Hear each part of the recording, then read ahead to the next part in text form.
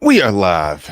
We are live with a Sunday stream. I did a weekend double hitter. I normally don't do Saturday and Sunday in conjunction with each other, but had to break it on out.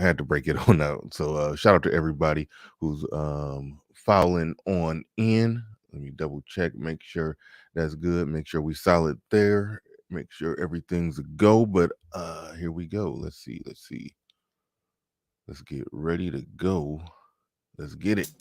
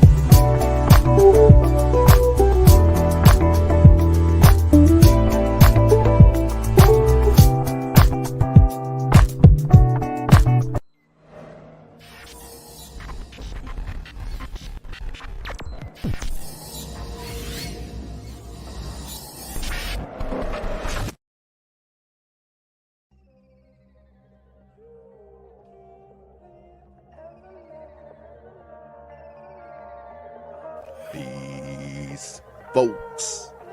This is X from TPOT Media. Open your mind and wake your black ass up.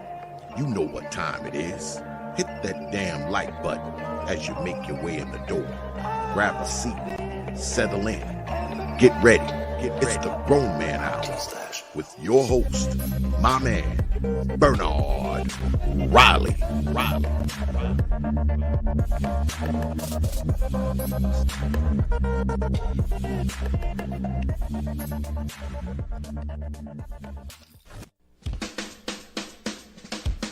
Hey, what's up, everybody? This is Mumia Obsidian Ali. You know who I am. I need no introduction, right? And you're listening to the Grown Man Hour with my man Bernard Riley, heard weekdays right here on YouTube. What do you think about that? How about that? Now let's get back on with the show. Thank you.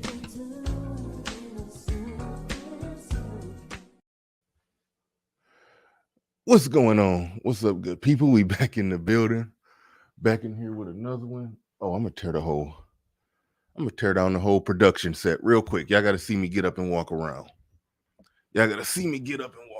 Real quick.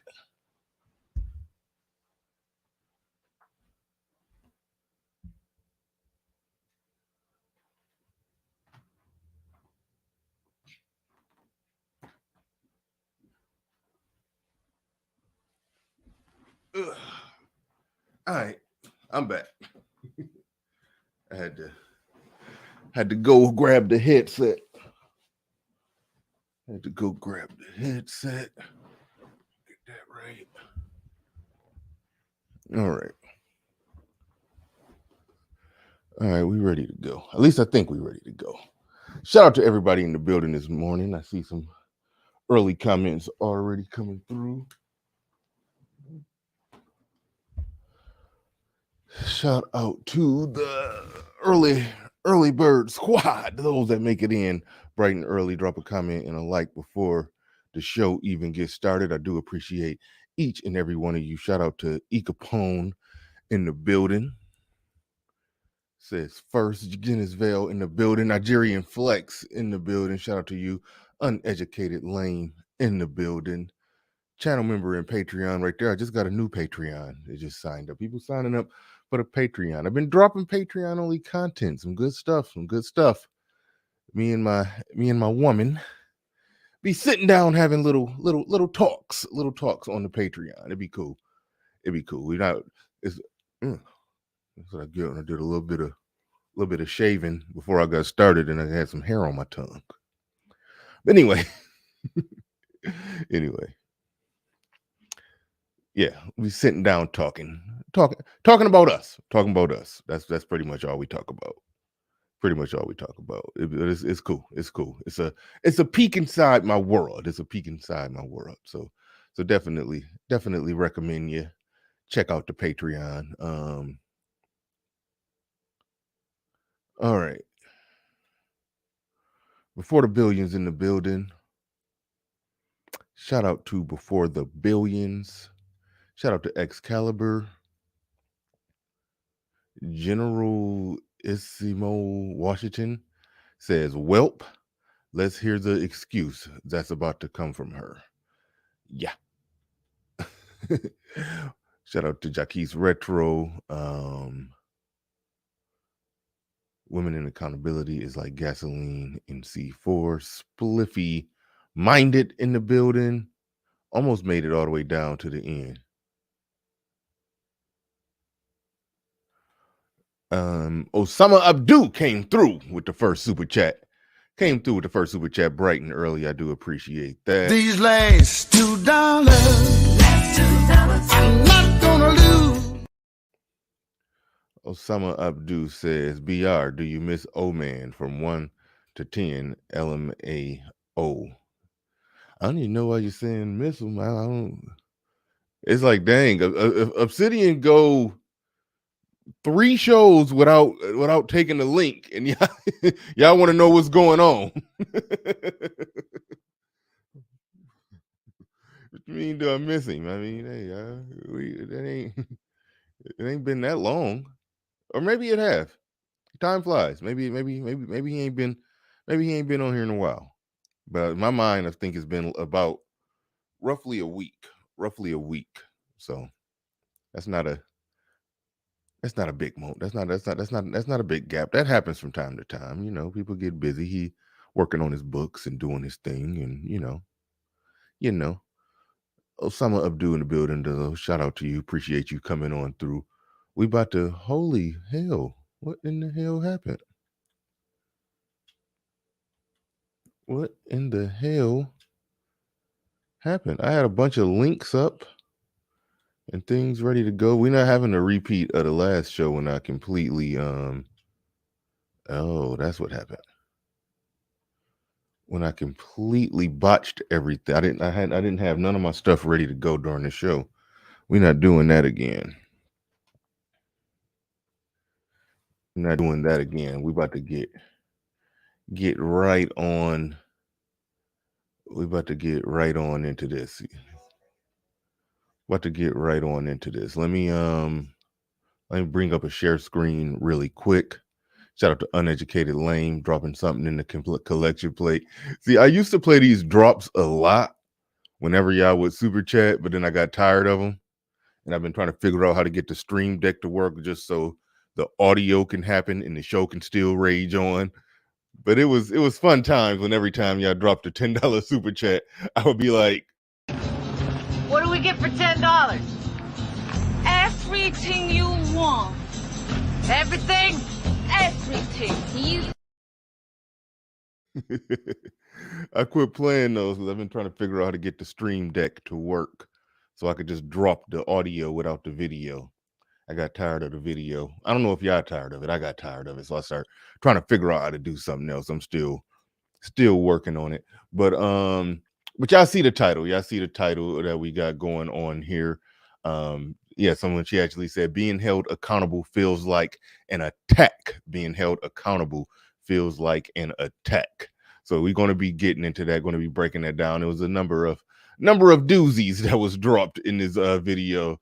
So we're going to definitely have some fun with that. So strap on in. Let's get ready to go. I'm bringing up the share screen right now. Make sure y'all hit the like button. We got nearly 100 people in here. I like to get 100 at least by the 5 to 10 minute mark. I like to get 100 people in here by at least the 5 to 10 minute mark. That let me know that it's a good active show. And y'all are in the building. So I'm setting things up, pulling this together. Make sure y'all hit the like button. That let people know y'all here. That helps the algorithm. But all right. All right, let's get this thing started. What I'm reviewing today, and I do want to say this before I get into reviewing this video that's from the channel. Hell, what channel is this from? This channel is called We Need to Talk. Every video is captioned with I can see that right there. Kevin Samuels started this conversation, and in this space, a lot of people don't like Kevin Samuels. A lot of people hating. That's right, I said it. They hating on Kevin Samuels. Not just playing. But oh yeah, I couldn't see that because I didn't have it blown up. But in this space, I know how it go. A lot of people got to say what they got to say about Kevin Samuels and whatnot. Listen, I love that he changed the game. Every video, this is episode 25 on this channel, not necessarily a new channel, but new in terms of they just now really starting to take off. Got 13.4K subs. They do really good content. A lot of people reacting to their content. I say one of the goals of my show is to not do as many reaction videos, even though one of my favorite YouTubers, mediocre tutorials and reviews, he blew up, got 300K subs from doing reaction videos. But my goal is to do the type of content that people want to react to. That's ultimately what my goal is. And a lot of people do follow-up streams to a lot of my streams. They be all over the place. But ideally, I want to be on that level in terms of content and production. But I'm getting there. Y'all can see the production quality getting up. Yeah, I mean, no, hey, look at that good comment. Says the messenger doesn't change the message. I agree 100%. I agree. And here come the haters. Kevin Samuels is okay. He's overrated, but I don't see the reason to hate him. Well, that's a fair statement. If he ain't your cup of tea, you ain't feeling him, but you don't see the reason to hate. And some people got legitimate criticisms that may not be hate, but a lot of it be on some bull, in my opinion. But that's not the important part here. The important part here is what I'm reaching to is that he has changed the conversation. Whenever people are talking about, what's called the gender war or just overall just conversations between men and women, it used to be very one way, very one-sided.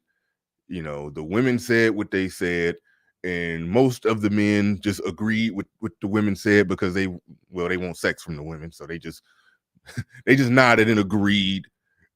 But the real conversations that men have amongst men, we sitting there chilling, we watching the game or the barbershop. I mean, I cut my own hair, so I don't really be in the barbershop like that.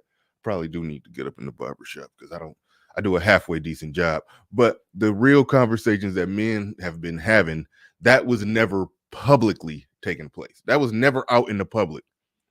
Kevin Samuels, for better or worse, and I would say better, changed that to the point to where if you go to a Facebook, go to any Facebook timeline, a video or something going viral, and just look at the comment section and just see how the whole tone in the comment section is completely different now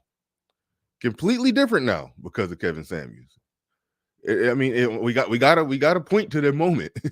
I mean, you could say whatever you want.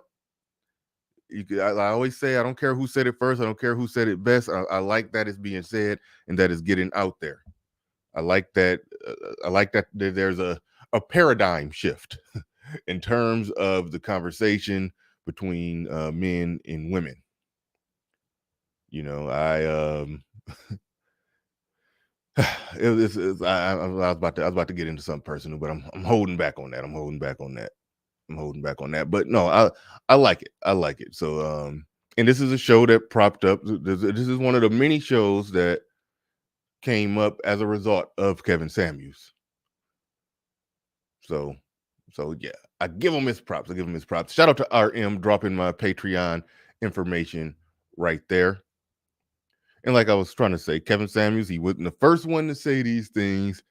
Wasn't the originator, but he's the one who took it to the masses. Is what it is, point blank, period. That's he won. Is what it is. But as RM is saying right there, join the Patreon. Check out the Patreon. The Patreon is going down. It's going down on the Patreon. Shout out to my newest Patreons. And I got to show some love and add to the list add to the JM Studios. JM Studios. I think I'm about to try to pull off that hat trick right now and add JM Studios to the list.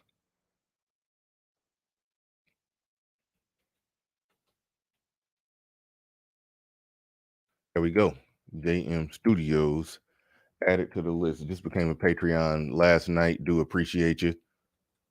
Do appreciate you. Everybody who be trying to say that us guys in the manosphere don't know nothing about women, can't get no women. I'm on Patreon live in HD with my woman sitting right here next to me. So yeah. So no, it's definitely definitely worth a watch. Definitely worth a watch. It's good stuff on there. But let's get into it without further ado. Without further ado, let's hop right into it. Let's get into it. The message right here. Black boy, tell me how you really feel. Cause I just wanna build with you. Black girl, tell me how you really feel. I wanna keep it real with you. I wanna live better, eat. All right, I don't like the just wanna I like this channel. This is a cool channel. I don't like that Def Jam poetry feel that it got at the start. I ain't feeling that. Just me. Eat better. I wanna love better, sleep better. Yeah, I wanna feel so aligned.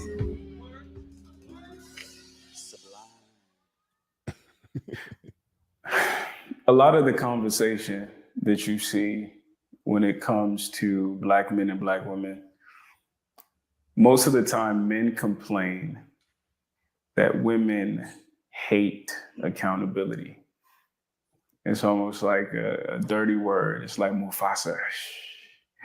Women hate accountability. So the question is, why do you think either you in the past, you currently, your friends, women you know, your mom, your sisters, why do women evade or tend to evade accountability? So it's everybody's fault but mine. It's a control thing. And it's a thing of like when you want us to take accountability, it comes off as an attack. So we're forced to like put up a defense. I've learned to like. Now, thank you to King Camo. I think I said that right. King Camo says the sound of simpery. That's what that intro beat sounded like. Now the dude who do these interviews, he be talking to men and women. He do it pretty cool. He asks good questions. He asks really good questions, but yeah, they started out with real simp pander vibes. But no, he just asked her about accountability. And she said it comes off as an attack. Comes off as an attack. Now that in it of itself is just it's a mind-blowing thing that somebody that when accountability feels like an attack. It's like you did something wrong. Somebody telling you did something wrong. You're attacking me. Like we see that all the time. That junk way out on panels. It way out all the time. I'm done talking about the whole Tommy Sotomayor situation. I'm done talking about that situation. But yeah, it was. She became the victim. She became the victim in a fight that she started, that she threw the first punch in.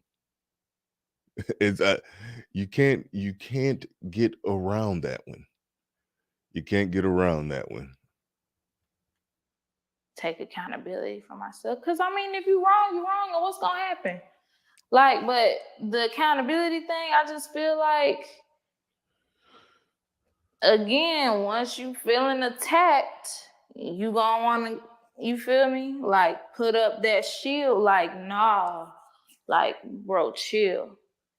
But it, like, having to take accountability, it don't feel like a safe place. It don't feel like you're on our side. it feels like an attack. That's how I feel. Like those are the I mean, okay, it's two things happening there. One, the double talk of, well, I don't got a problem with taking accountability. If you're wrong, but it feels like an attack. You're not on my side if you're trying to hold me accountable about something. It sort of goes back to something that I said, and this happens all the time in these discussions, where a lot of times, they'll be talking like, well, if me and this man, we not on the same page, we got to get on the same page.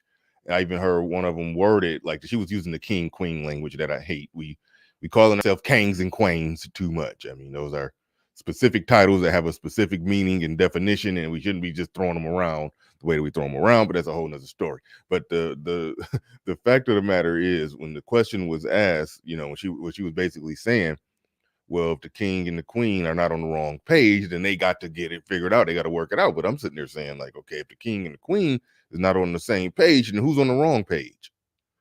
Like, that's the question right there. Like, that's actually the question. Shout out to hey, y'all comments be throwing me off. Yeah, get out of there. Get out of there with the I feel. I feel. Favor emotions over evidence and logic. I favor emotions over evidence and logic. I like that. I see what you did there.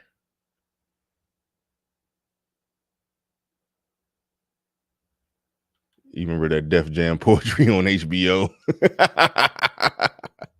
Yeah. Yeah, that was I wouldn't go back and watch it, but I used to watch it then.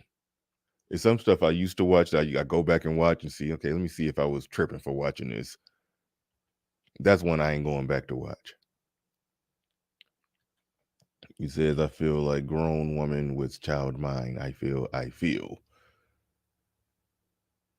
All right, let's get back into it. Like, what taking accountability is. Nobody wants to be wrong at the end of the day, because being wrong is wrong and nobody wants to be wrong. But at the end of the day, everybody can be wrong and it's okay. Just, it's just the L you gotta just roll with. It ain't like what's gonna happen to you. Personally though, I don't mind taking accountability. It don't faze me. I'm cool. If I was wrong, I'm cool with it. I'll take that. I'm woman enough to admit that. My bad, bro. You were right. I hate when chicks talks like that. My bad, bro. I be hating that. I hate that with a passion. Bro. It's a crazy thing. If y'all notice this crazy thing that's happening today where dudes be talking to chicks and be calling them bro. Have y'all noticed that? It's like they be legit, like dudes be talking to chicks. It be literally like, no, come on, nah, bro. What you doing, bro? It's like it's some weird stuff going on. It is weird stuff going on nowadays. Oh, man. Women saying bro. Everybody get called bro. Dudes calling women bro, women calling dudes bro. I mean, women, yeah, the RX show saying equality. Yeah. See, I wouldn't even about to dig too deep into that, but the show I used to a spinoff of Star Trek, The Orville. I used to watch that show when it was on. It did 2 seasons. It need to come back because it was a beast. I loved The Orville. Every high-ranking person got called sir. And I think it was in this post racial, post egalitarian, this egalitarian world where men and women were viewed 100% the same across the board, and I guess ma'am would be considered like you're downing her or demoting her in some kind of way. So if you were a woman and you were high ranking on the ship, you're basically your subordinates, if you were their superior, they had to address you as sir, whether you were male or female. And it's, but that they were in a gender neutral, gender fluid, post racial, post sexual, post gender world, I guess. And so that's why they did that. And so I'm sitting here overthinking, drawing parallels. Is that where the younger generation is going? And is it related to the whole pronoun thing? I'm overthinking right now. I'm overthinking. So just so bear with me. I don't know if that's what's going on. But when I hear dudes calling chicks bro, I'm like, the only thing I can relate that to is on the Orville when women were called sir. I might be overthinking. I might be overthinking. All right, I'm gonna come back to reality. I might be overthinking that one. I was wrong. I'm gonna work on that. I'll fix it.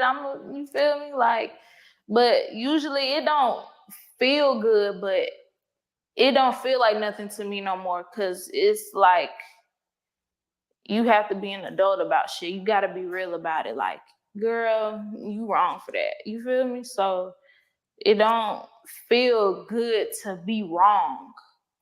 Do you think that might be part of the reason why Black men don't feel loved by Black women? Because we don't take accountability? Because we can't tell y'all shit. Oh.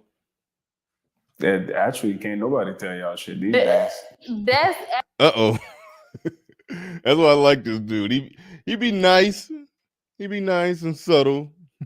Start out with a softball question, then he come with something that's like, can't nobody tell y'all shit. actually part of it though. Like, I get don't get me wrong, like I do get where y'all be coming from. Like, I completely get where y'all coming from, because I'm very like empathetic. Like, I can see how you would perceive this as like, damn, like, you have to step outside of yourself and really look at shit in a different perspective. So I can understand why y'all feel the way y'all feel towards us sometimes. We don't want to take accountability because we feel attacked. Because I feel like the simple thing with this is that men don't like men don't like fighting with no damn woman. Don't like arguing with no woman. I hate that I keep bringing up that Tommy Sotomayor situation, where if you watch the full clip, the lead up to it, it was so many moments where they tried to silence her, sit her down. All right, cool. He asked a question. You asked a question. He answered it.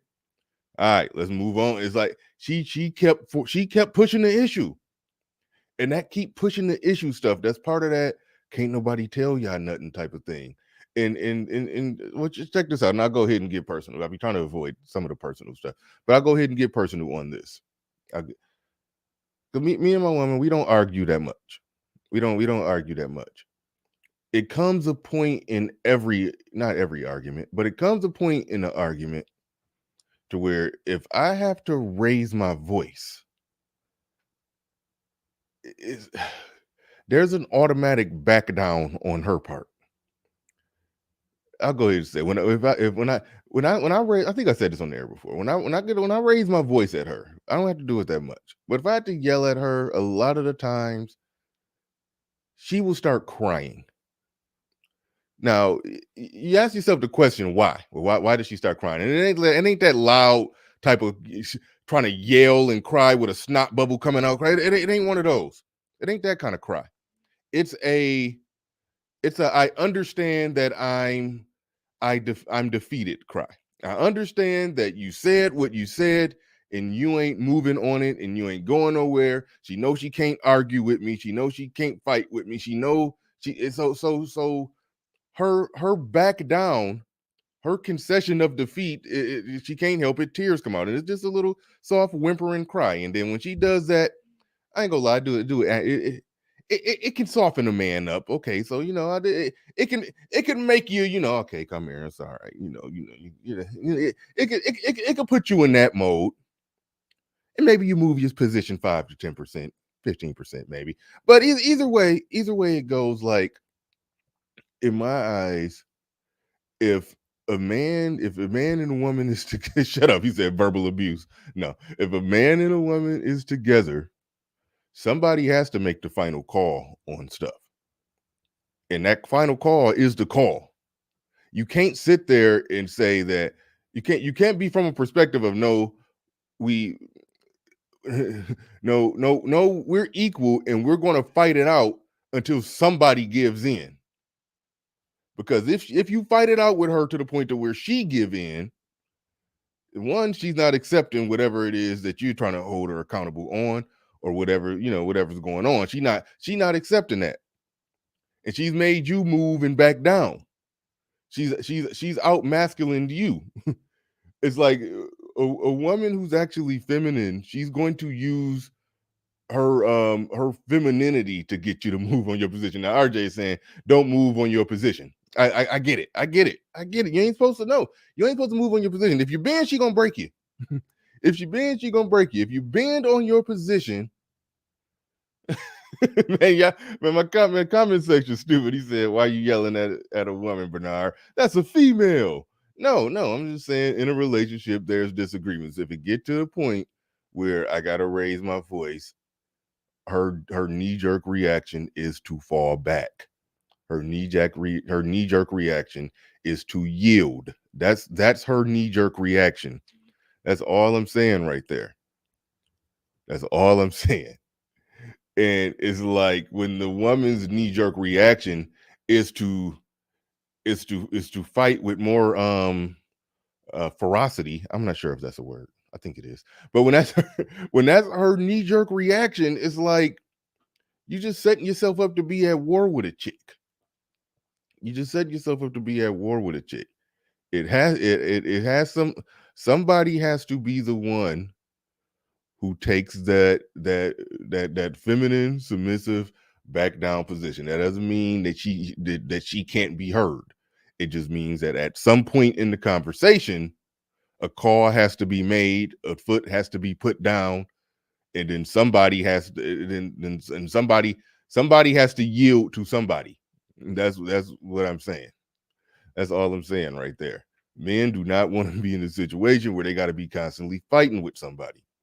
If you're in a situation where you're constantly going back and forth, you're constantly having to fight with somebody, that means this person is hell-bent on not listening to you. They're not going to listen. It is what it is. When are you playing a mayor in a TV show?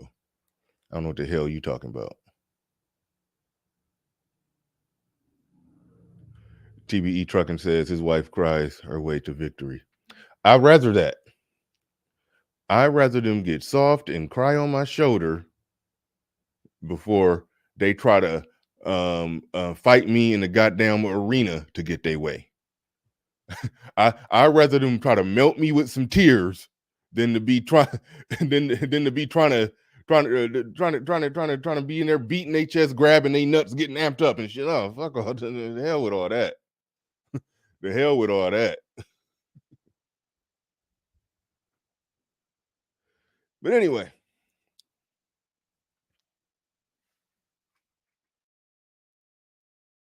Feel towards us sometimes.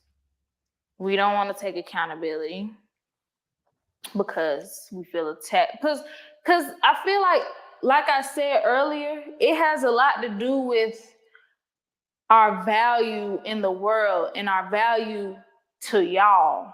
If we already feel small, so now we're wrong too. Like we already don't have much to, you get what I'm saying? So I don't know if it's you that told me this or if I read it somewhere, but then it was like, what does a man have to gain from being married? Because I never thought about that. I've never in my life thought about it until it was brought to my attention. Like, what does a man have to gain from being married?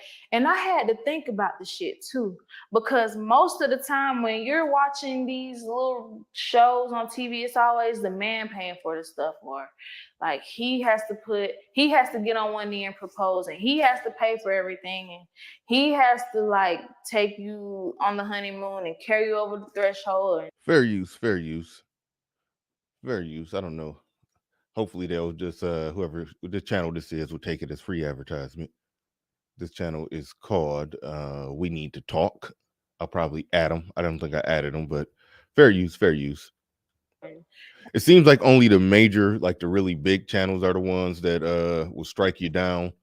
I think people be trying to use their stuff without even giving commentary. They just trying to leech off of it, but I don't know.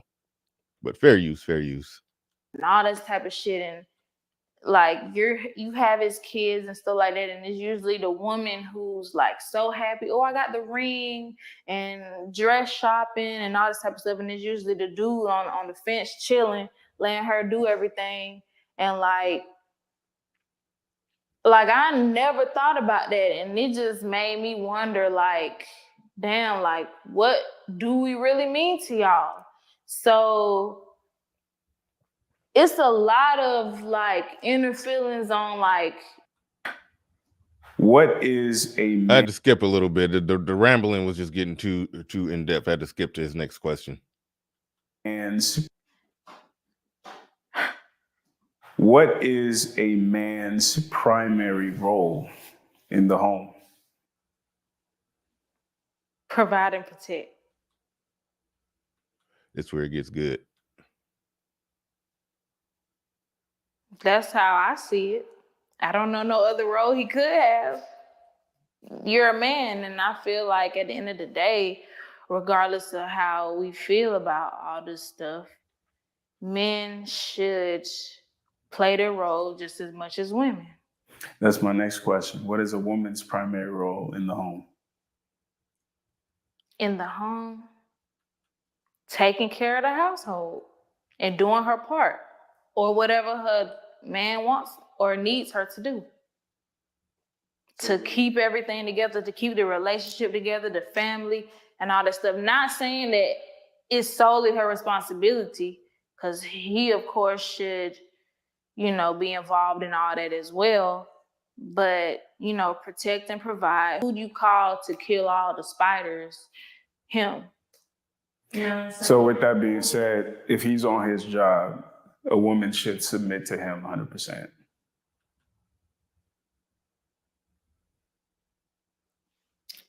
Yeah, I remember when Gimme and Game Changer was doing that video where the guy would ask the question and the chick, you could see she was like malfunctioning. Now this is when you're good at asking questions, and I'm pretty good at this too. When I got people in real time, I'm good at that too. But he was masterful at getting her to lay out what the man's job is, and then getting her to lay out what the woman's job is.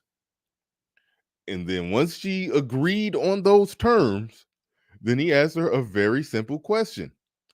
If he's doing what you said he should be doing, you should have no problem then submitting to that man. Now, the mere fact that she can't answer a solid yes to that question, that basically ends the whole game of the whole, oh yeah, I'll submit to the man if he's the right man, if he's doing what he's supposed to do. No. He just asked you to lay out a man's role and a man doing what he's supposed to do. And then he asked you what you were supposed to do. If he's doing what he's supposed to do, are you going to submit to him? Then you start seeing her malfunction. A woman should submit to him. So with that being said, if he's on his... by the way, when he said with that being said, Fresh from Fresh and Fit has like ruined the term that being said, because he say it so much after everything, where he'd be like, so if a guy, if he go down and he do that, and then you do that and you go on the date, and then that being said, and then so would you mind then if the guy, if he paid for that, and that being said, and I'm like I'm like, Myron, will you just snatch the mic from Fresh? that being said, I love the Fresh and Fit show, and I listen. I know everybody hating on Tommy and Fresh and Fit. I get it, but Tommy Sotomayor on Fresh and Fit, that's like some of the best entertainment ever. But and so I love this show. But Fresh gonna always catch these jokes. I don't care. That being said, I'm sorry. All right, I'm wrong. Let's get back to it.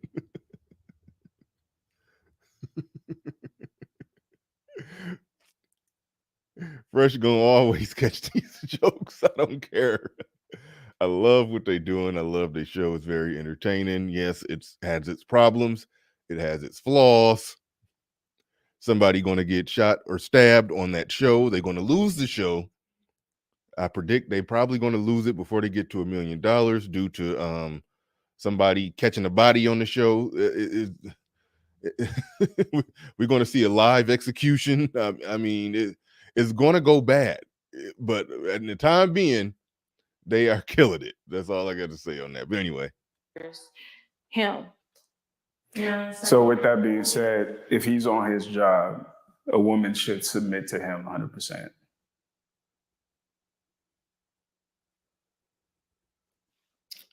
I mean, I don't got no problem with submitting, but as long as I feel like this. See, she was about to just say something for real, but then she took a step back.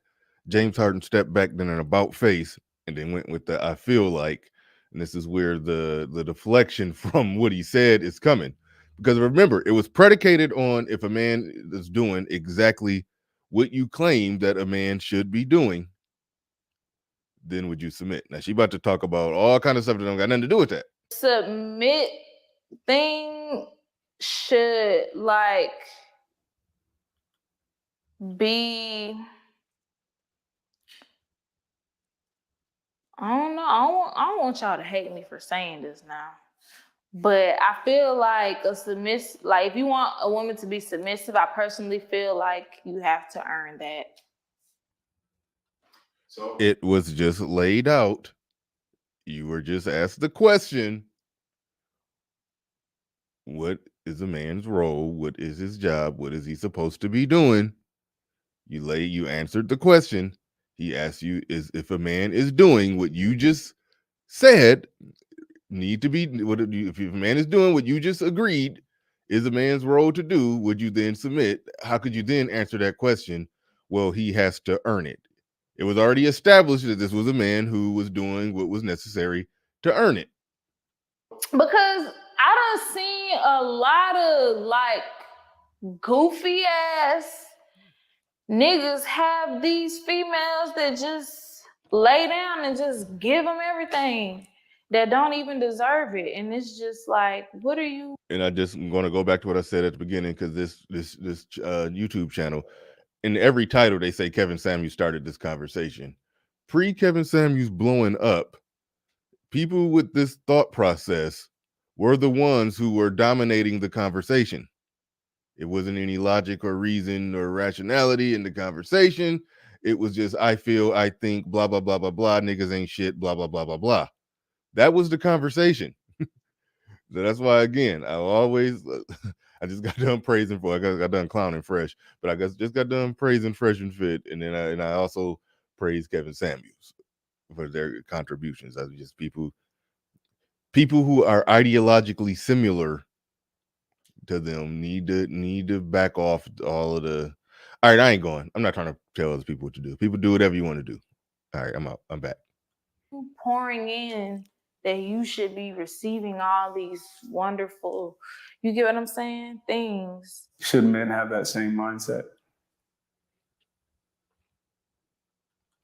But there's never a thing about men being submissive. That's not a thing. No, I'm saying like because what you're saying is submission is conditional, right? You have to do these things. I personally feel like, yes, it should be conditional, because some men don't deserve submissive women. Because at the end of the day, like, you have to think about what kind of man you have. Like, it's a lot of controlling men. It's a lot of men who are insecure. But then why are you with them?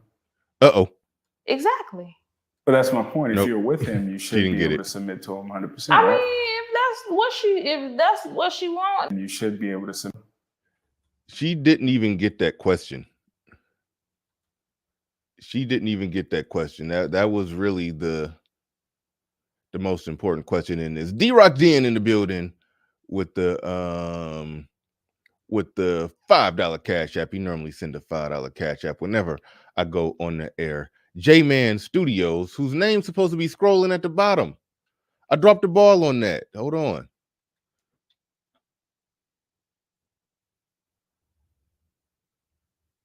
Oh, wait, no. I messed up. Wait a minute. Okay, here we go. I am all messed up. Hold on. J-Man. Where we at?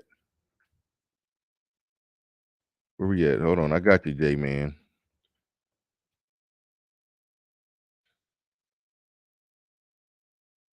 I am all wrong. I don't got T. All right. I think I got it. I got it. My bad. Shout out to my new Patreons. Like I said, I've been posting Patreon only content. Those are my most recent Patreons: Andrew S, Lylon G, and Ron JF and J-Man Studios. I do appreciate you brothers signing up on the Patreon end. I do appreciate you brothers signing up on the Patreon end. I meant to have your name and lights earlier. Oh shit, get out of there. Tahadi Ra says she's a special helmet. Yeah, I try not to do this. I mean, sometimes I do, depending on kind of mood I'm in. If I really feel like clowning somebody about how they talk, just like I got done clowning Fresh about how he talked. But really, okay, I'll quote Rod of God podcast says the sandwich series is fire. Yeah, I go shout out to Game Changer because he the one brought the whole make my sandwich thing into the space. But yeah, when me and my woman we do a series, it's called Make My Sandwich. And yeah, so me and my, we sit down, we talk about our relationship and this or that. It's called We Don't Like Make My Sandwich episode 3. Rod of God said it's fire because he's a Patreon, so he'd be on there seeing it. So yeah, no, it's pretty good. It's pretty good. It's more. I be editing a lot out. I don't know if I'm some stuff I don't need y'all to see, but I be having to edit out a lot of stuff. but I don't know. We'll see. I probably add something else on there this weekend. Technological Chaos in the building with the $10 super chat. With the $10 super chat, we bringing back the clips. What we get for $10 over here? What do we get for $10? Everything you want. Everything? Everything. You. Shout out to Technological Chaos. He says, these are nothing but grown-up children. Please, guys, do not marry or even have sex with them. Whoa. No, just when you said, please do not marry, I'm like, okay. Don't have sex with them. Whoa, that's a bridge too far. All right. Do not marry or even have sex with them. Let the harsh environment fall with them unfairly.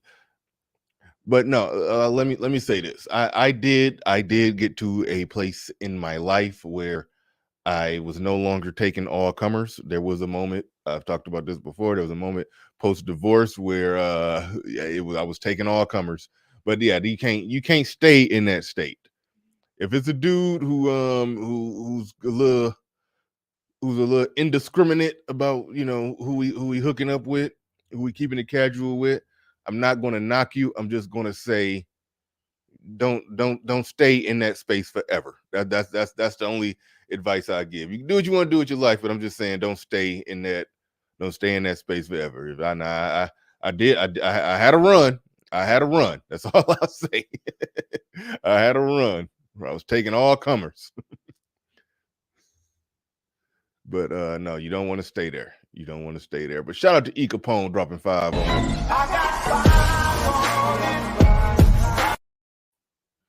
Appreciate you dropping 5 on it.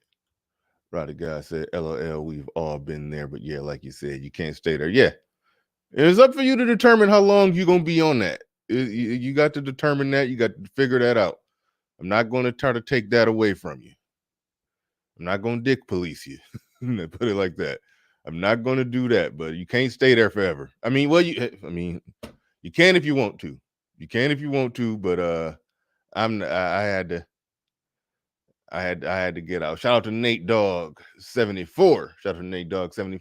Make sure y'all subscribe to that brother. He's trying to get that new channel off the ground. I be forgetting YouTube be bullying with the notifications. Sometimes I don't be even catching him when he live. Sometimes I got to make sure I got the bell. So make sure y'all subscribed and got the bell banged on on Lil Big Nate's channel. I'm subscribed. I probably forgot to bang the bell. So make sure y'all do that, because sometimes I don't even be getting his stuff. But as he said, all peace leave. Shout out to, I think that's Coach Greg Adams' term. All peace leave ain't good peace leave. The things we have to come up with to not get shot down by that YouTube algorithm. Indigenous TV says Bernard was smashing BBWs. Hey, don't be telling on me. He said with the rolls and heavy breathing. And get out of there. Get out of there. He said the BBW head be coming through in the clutch, be breaking you out of them slump busters.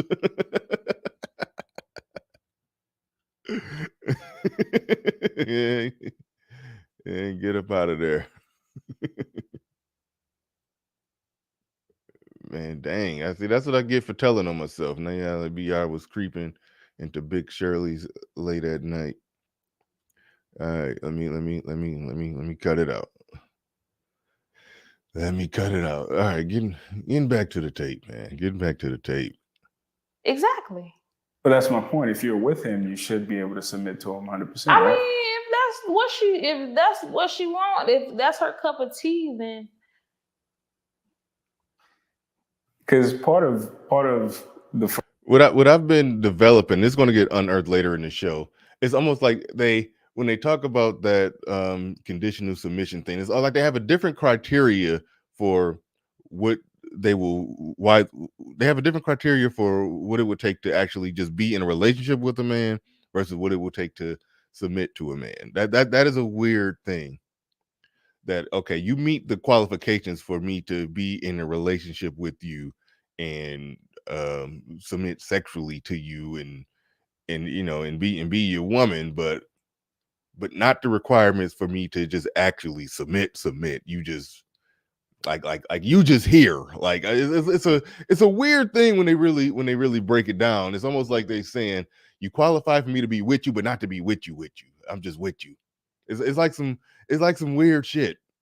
And I think it's rooted in them, wanting to be in a relationship, wanting to feel like they got something going on, but they still, want a modicum of freedom as well. It's like a weird thing. Like, I'm with you, we together, you my man. You can't tell me what to do. It's sort of like that. Frustration with men. And that's why I asked you some of those questions at the beginning. Men are saying, you guys are picking the wrong niggas. Mm-hmm. And then penalizing other niggas and niggas in general and saying that we don't deserve submission. You have to earn submission. So men are saying, why don't you pick niggas who are worthy of submission off top? Because you're submitting, if you're with a man, you're submitting to him anyway. Who are worthy of submission? I mean, because you're making it conditional. I feel like you have to grow to that point, though. But like you don't just off the bat just be like, yeah, babe, of course, babe, sure, babe. It's not like that. You expect that from men, though. You expect no, but what I'm saying is the stuff that men are supposed to do, provide and protect, you expect that off top. And the things you're supposed to do, like submit and care and nurture, I have to earn that. Why is that? No. Care and nurture, no, because... But submission is part of that. Nah, because... For men, it is. I feel like being submissive is just... Submitting to somebody's authority. Of course, yeah, but like care... See, it would be easy if they said... I actually got a clip of a chick saying this, but it would be easy if they said, look, I have no intentions on submitting to anybody, and that just is what it is. And if I do it, it will only be temporary for my benefit and convenience. That's almost like they just need to say that everything else is gaslighting. It's like they practically need to just say that, hey, we have no intentions on giving a guy that kind of relationship. If you want that kind of relationship, you're not going to get it from me or women like me. Like that would be honest. That would be honest. And that's essentially where the whole modern, modern women or feminist movement ideals, all that feminist ideals, that's where all of that has taken it. That's where it has come. But when she talked about a man's role, what is his role? Was the first thing she said. He's supposed to protect and provide. It's like, it's no bigger example of her asking him to do the traditional masculine role without her doing the traditional feminine role. It's no bigger example of that. Again, that's why I love Kevin Samuels got that conversation off the ground into the masses. He got it off the ground into the masses. There's no bigger example than her. Like that's literally what she's saying right now. And she's realizing that, due to his line of questioning, she's having to admit that in her mind, but she don't want to say it out loud. So that's why she's having those moments where it's like she's malfunctioning, because she's trying to talk her way around the, oh damn, reality. Shit, they figured us out. they figured it out. We want them to be traditional, and while we can be modern. That's what's happening. Caring and nurturing is not, I feel like that's already in our nature to be that anyway. So that's beside, I feel like submission is depending on who you are or if you're capable of being submissive. No, part of caring and nurturing a man is submitting to him, because for us, our ego is everything, and we interpret love through respect. So like, am I your king? Yes or no? That's what submission is about. And are you going to treat me like I'm a king and I run things? But again, part of the issue is women can say, until you do this, this, this, this, and this, you're not going to get this. But men can't say that. I can't say, until you do this, this, this, and this, I'm not going to take you on a date, or I ain't going to give you no money, or I ain't going to do this, or I ain't going to do that. I see what you're saying. Exactly. So is it right that women get to make their femininity conditional, but they expect men's masculinity to be initial? It's not fair, now that you put it like that.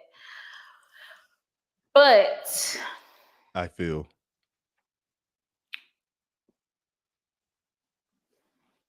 y'all's ego. Okay, she didn't say. I didn't know what she was gonna say next.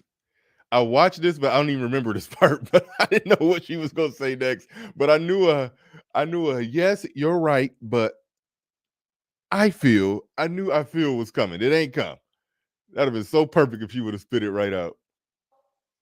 Plays a big role in how a woman submits to you. Because ego is like,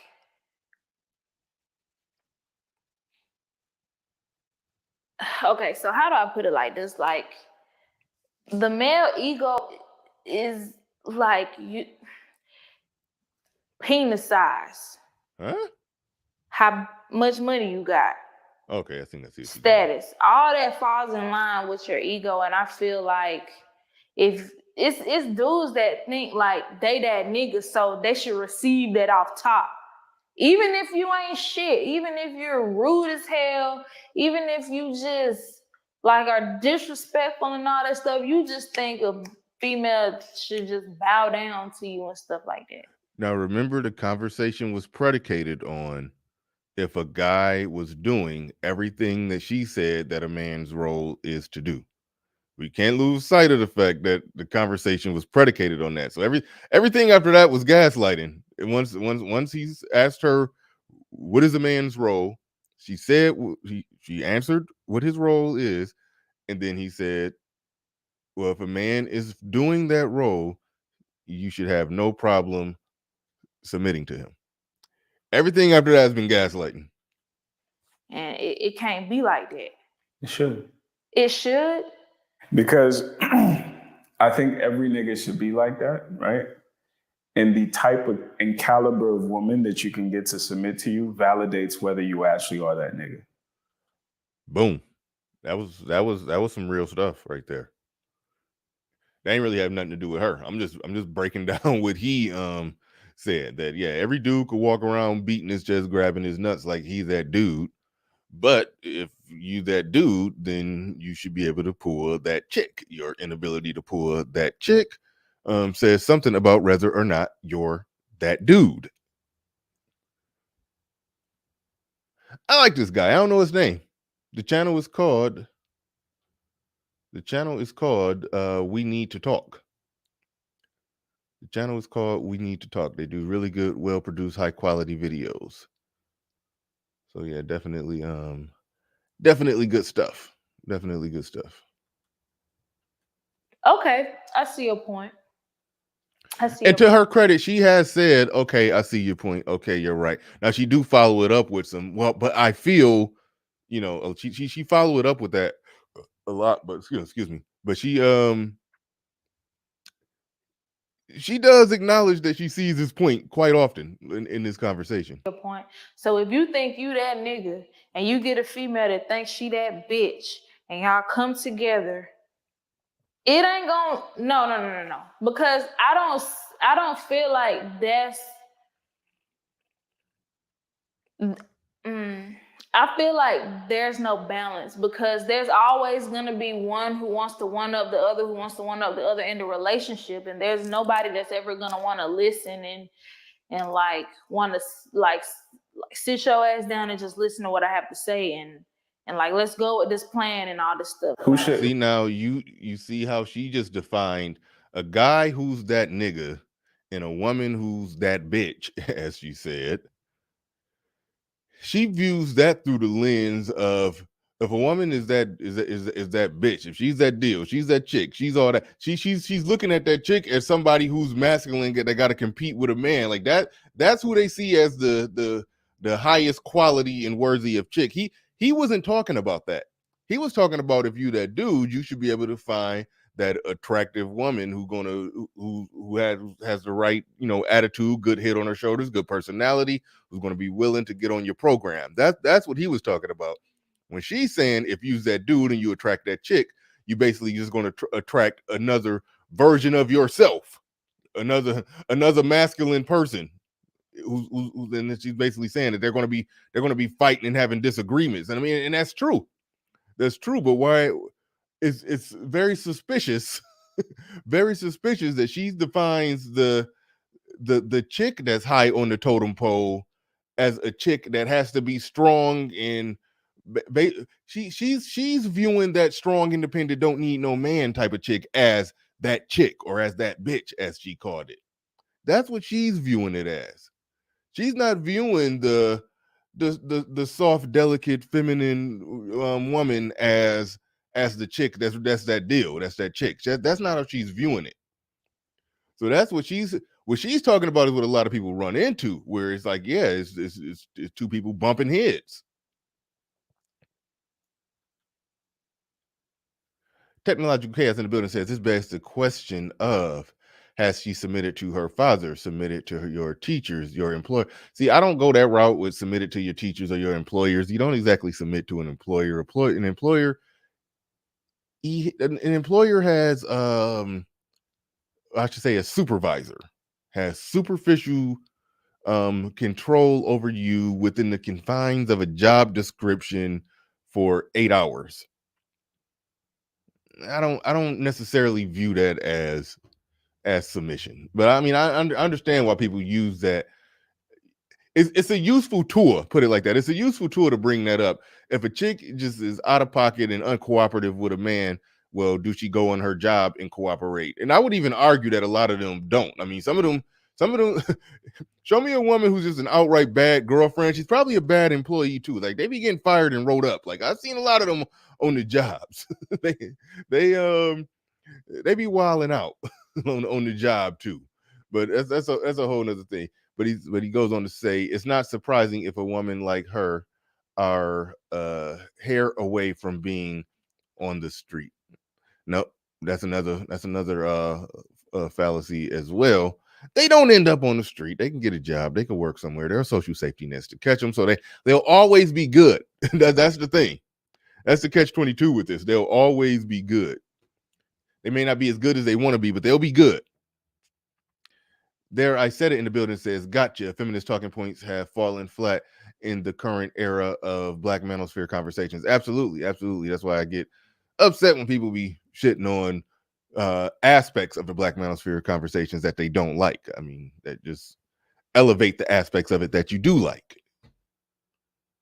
But either way it go, I'm not. I forgot me smack myself on the wrist. I said I'm not getting into the politics. I don't do that. Super duper in the building says, sorry, this chick too slow for me. Absolutely, absolutely. I've been trying not to say that, but yeah. Dead Set Anime in the building says it's not up to her to even guide her own footsteps. This is regardless of how competent she thinks she is. Competent women know they need guidance. Good stuff. Thanks for the super chat. Appreciate that. Appreciate everybody supporting this. I can't talk. I'm only an hour in and already can't talk. Normally at the 2 to 3 hour mark, I run out of spit and can't even get words out no more. But Gail at Night in the building with the $4 super sticker. Appreciate you coming through, dropping something on it. And y'all see the links she been dropping a link to my Instagram. I did post a video on that Instagram, on my Instagram. Well, that video was briefly on YouTube. I put it on my Instagram. I've been telling y'all I'm gonna start consistently putting stuff on the Instagram page. I do want to grow that. One of the actual keys to well, not one of the keys to Kevin Samuel's success, but one thing that he did that other people don't quite do, he pushed his Instagram just as hard as he pushed his YouTube and got 1 million on both of them. That's crazy. That's crazy. But yeah, so I do gotta do that. I do want to get the ball rolling on another platform as well. Shout out to Edward Anderson. He says, tell me why Tasha K interviewing the church that, you mean the chick that punched Tommy? I can't believe that. Whoa. She gonna let this chick that premeditatedly started the fight and threw the first punch in the fight. And if you watch the whole 14-minute lead up to the fight, Tommy, like multiple times, said, all right, you asked the question, I answered it, now let's go. Now, and that's it. Accept the answer. And then she kept bringing it back. Multiple times, Fresh and Fit tried to, well, Myron, Fresh ain't do, let me quit cracking jokes on Fresh. Myron did try to jump in and moderate and everything and, and try to get that under control. And then she kept it going. So she kept forcing the issue, kept pushing the issue, premeditated, waited to the end of the show to try to tell him whatever she told him. He answered the question. She kept going, kept pushing it, started the fight, hopped up, yelling at him, started the fight, threw the first punch in the fight that she started. Now she about to go on Tasha K and be the victim to a fight that she started that I think she landed 2 punches in, and I don't even think Tommy landed 1. It's like, what the hell? Tasha K about to go on her, take her, like you could be ratchet, go on a man's $1 million platform and start a fight, throw the first punch in a fight that you started, then leave up out of there and go to a woman's $1 million platform and be the victim. Like that is wild.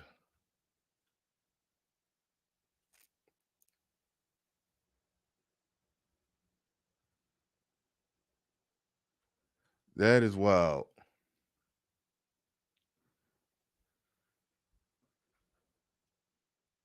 God damn. But anyway, I forgot where we was at.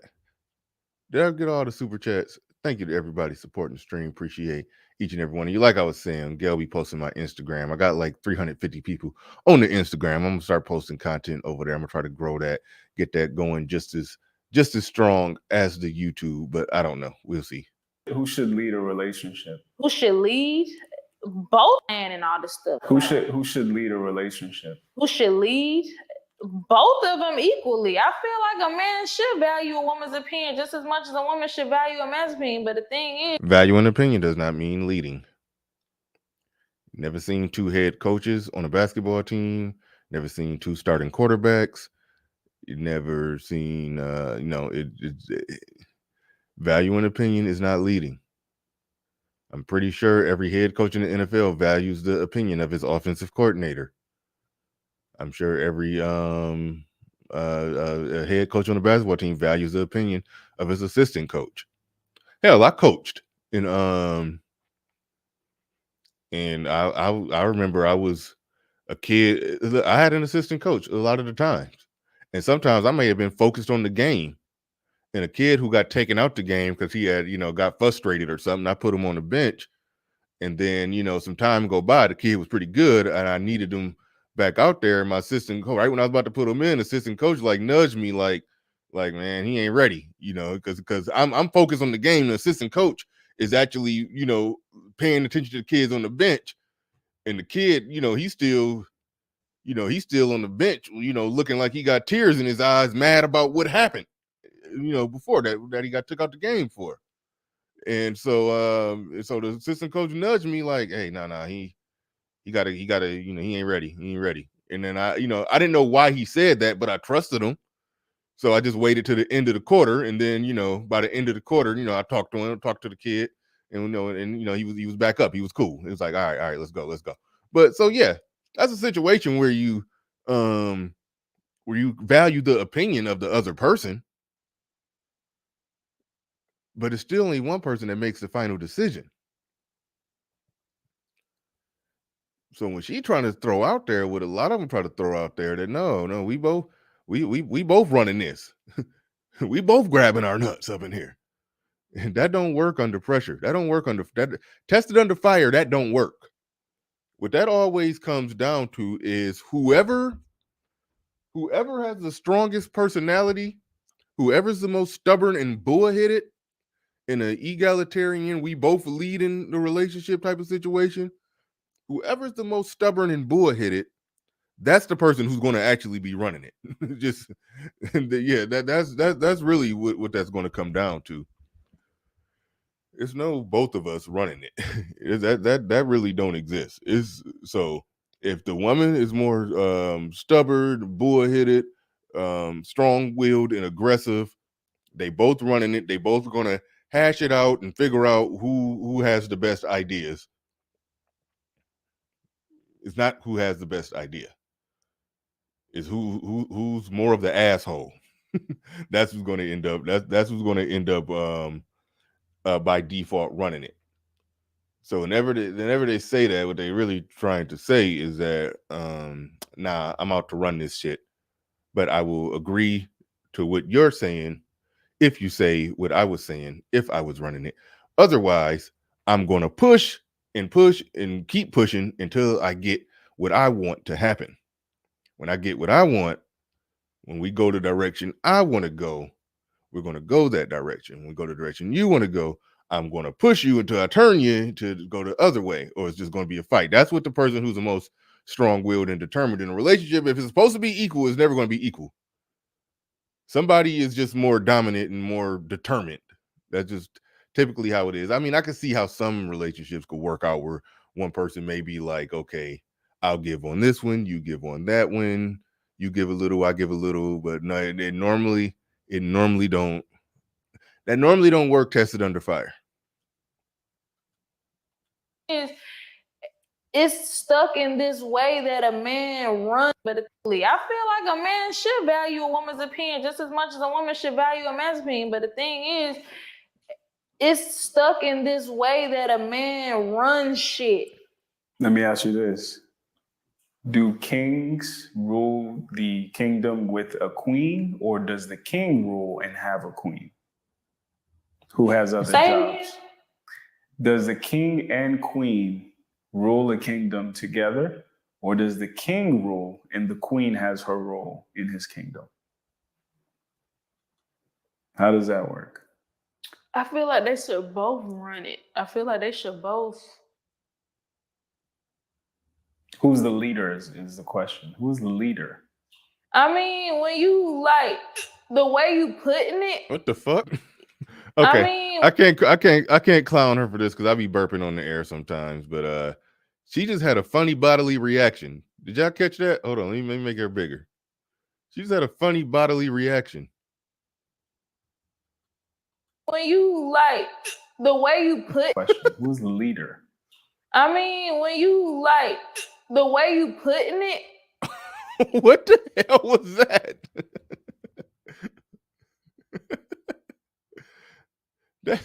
Am I the only one that saw that? It's like that wasn't a burp or a hiccup. I don't know what that was. It was. Okay, somebody saying it was Excalibur saying it was a hiccup. her throat farted.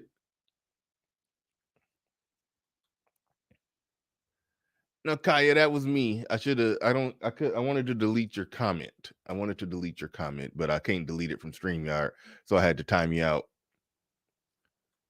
This is something I do when people come in here. I didn't realize when somebody come here talking about somebody else being live right now. You know, I thought y'all were talking about something, the interview that was going on in the future. But when you had said that, oh, they live right now, whenever somebody do that, I try to quickly delete their comment. You know, I don't mind somebody's channel being advertised, but if somebody is live while I'm live, I tend to delete the comment if somebody come in here and they say, hey, Kwame Brown live right now talking about Kwame Brown live right now talking about the same shit Bernard talking about. Let's go watch Kwame. It's like, huh? Like if somebody do that, I mean, you didn't exactly do that, but you get my point though. You get my point. If somebody do that, I tend to get the comment out of here, because even if you didn't do it like that, that's sort of what's implied when you go come in here and say, hey, somebody else live right now. You know. But no. You still the homie. In that type of scenario, it would be the man. It doesn't seem like you believe that. Huh? It doesn't seem like no, you I believe mean, that. that's why I said that, like, I go off historical, you know what I'm saying? That's how it was. So let's take a little second and because I don't want to skate past that king queen situation with all this calling us oh God, don't make this a big deal. I didn't realize Ed was saying it was happening right now. When Ed said, why is she interviewing her? I thought that it was an interview that was going to be taking place in the future.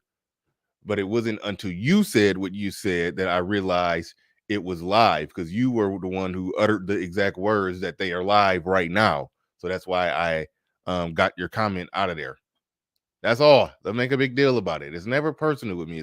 If I time you out, block you, do anything like that, it's business. All right? It was business. It wasn't personal. Don't chill. But damn it, we was talking about that king queen shit. How we always, black folks, black women, they queens, they don't understand how it works in a situation where there's a queen and a king. The king is ruling a kingdom. The queen is essentially one of his subjects, a high-ranking subject. The queen has her own subjects who treat her like a queen. When a woman is saying she wants her man to treat her like a queen, she is asking the using air quotes here, she is asking the king. Oh no, wait, the king. She is asking the queen. She's asking the king to treat her like he's one of the subjects. So when they're talking about king and queen, they're not talking about an actual king-queen dynamic. They're talking about a queen subject dynamic, but they're giving him the title of king. So that's kind of what's going on. The king rules the king. Shout out to the late great Patrice O'Neal. We all know the quote by now. The queen is the king's bitch.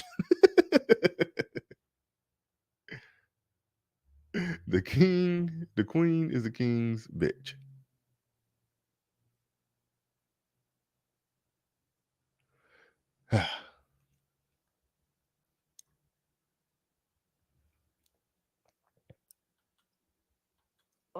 It's hard to break out of that today, being that that's how shit was like made to be coming up.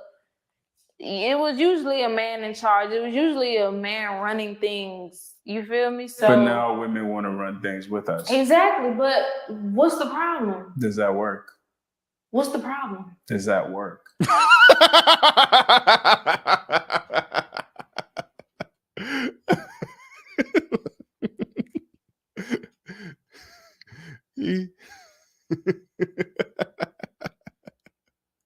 That was funny. Hold up. Things, you feel me? So, but now women want to run things with us. Exactly. But what's the problem? Does that work? What's the problem? Does that work? Now women want to run things with us. But what's the problem? Does it work? But what's the problem? Like, damn, rather not it work. What's the problem? Yeah, it don't work. So what? What's the problem? Work.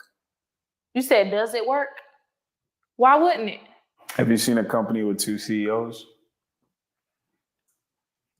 Have you seen a football team with 2 quarterbacks at the same time?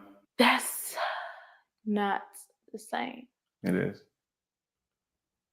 Roles and responsibilities are a thing.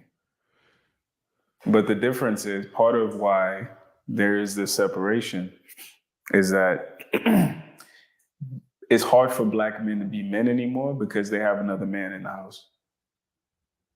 And I see what you're saying on that, and that's what I was saying like earlier. But you're going back on that now.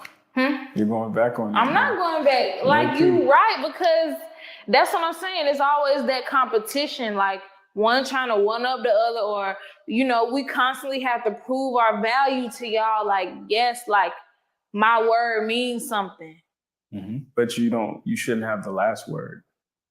Nobody said the last word. Like, but that's what I mean by a leader. Like in an ideal Black household, who should have the last word? Okay, but look though.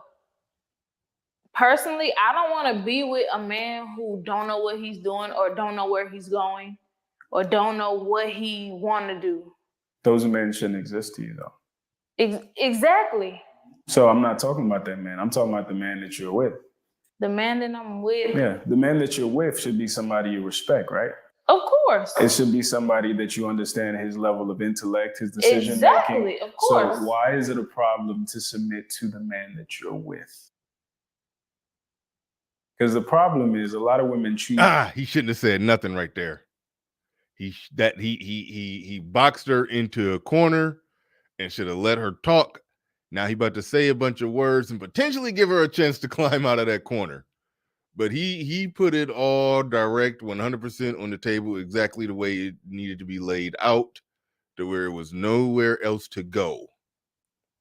To where she would have had to basically admit that even with the right man who meet the requirements, who do everything that he's supposed to do, everything that I said a man ought to do, I still have no problem.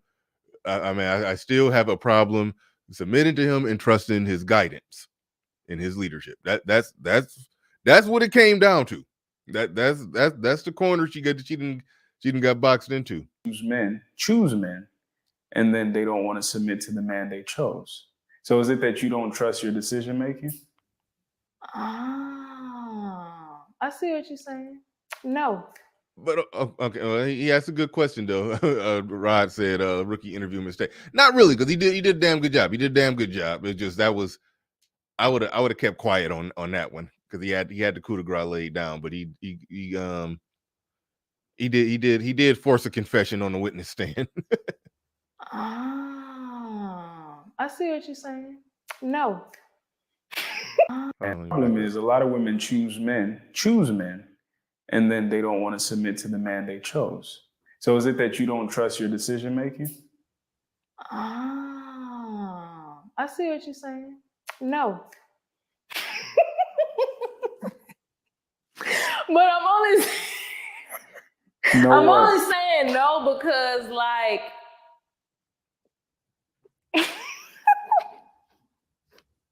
can we pause it? I gotta pee. All right, yeah, don't come in here with that goofy shit talking about men will continue to explain themselves to Keisha. No, if anything, if you've been listening to this, Keisha have been explaining herself to a man. What are you talking about? Don't come in here with that goofy shit. Don't come in here with that goofy shit. Prophet of Thought series in the building says, peace, Brother Bernard. Shout out to Prophet of Thought series. Appreciate you coming on through with the super chat. Appreciate you.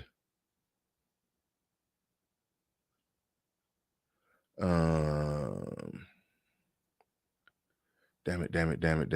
I saw something else. Did I miss? Hopefully I didn't miss nobody's contribution. Hopefully I didn't miss anybody's contribution. And I told other women this: if you aren't willing to submit to a man, or if you're going to make him jump through hoops first, it means you don't trust him, and it means you shouldn't be with him. But if you're with a man, you should trust him enough to submit to his authority and let him be a man. Let him be a king. Let him be a god. All this shit we tell black men. Because if you stay with him, but challenge his authority at every turn, that's not love. That's not how we receive love. Okay. All right, so next question. That was the end of the interview. But like I said earlier, this is a cool show. We need to talk. Every video, it says Kevin Samuels started this conversation. And Kevin Samuels did do that. Did definitely start good conversations between men and women. Definitely started good conversation. Been a lot of forced confessions on the witness stand, and I like it. I do like it. Shout out to everybody. You know, Snuggles, I ain't even read your comment yet, but I'm gonna play the Snuggles Bear. A destroyer of simps. I like that. I do actually like that name, destroyer of simps. I'm sad to say it's over for American black women. You can't reprogram them once they're past 25. I generally agree that some people, once they have a certain mindset by a certain age, it's pretty much a wrap for some people. I'll say for the majority of people, if they have a certain mindset by a certain age, it's pretty much a wrap. That's why Kevin Samuels be going right to telling them, have you ever been to therapy? You need to go to therapy. Like that's just real talk. A lot of people in the black community need therapy. I remember when I had Counselor Murray on. I did like 2 streams with Counselor Murray back in the day. Probably need to get him back on here. He has some real good conversations. Where he went down a diagnostic test for like a mental health diagnostic test, and all the little different things on there. Have you ever blah blah blah? Did you ever feel this way? Were you ever that? Were you ever this? Just basically a list of things in your life. Did your parents blah blah blah blah blah? Did you have this blah blah blah blah blah growing up? Have this ever happened to you? You know, he had something like that going on, where, and the way it worked out, when I just looked at that whole little list of like 15 different things, I would say half of it, I would guess that most black people probably met like, at least I would say half of black people met probably half the criteria, if not more. if not more. So yeah, so a lot of people need to go in, get them a clear bill of mental health. Like, cause it's yeah, we got issues. We got issues. If you find an ABW in her early 20s, maybe you can take the feminism out of her. Most can't be saved. A lot of them have feminist ideals, even if they're not an actual card carrying feminist. When I was talking to Crimson Cure, she said, if you're a woman born in the West, you got feminist ideals in your head, and yeah, it's going to manifest itself in a certain way in your dealings with a man. Absolutely. Snuggles in the building says, Bernard, I see you forgot all about me. I don't know what I did to deserve this treatment, but I will forgive you if you will do the honor and play. I told you I was going to do it before I even read it. So don't think I'm doing it because you asked me to do it. I'm doing it because I said I was going to do it. Because me finding this Snuggles Bear clip, that is the reason that I think all these clips even started. Hi, I'm Snuggle. Snuggly softness. That's really less expensive. All right, we had to see the creepy bear today.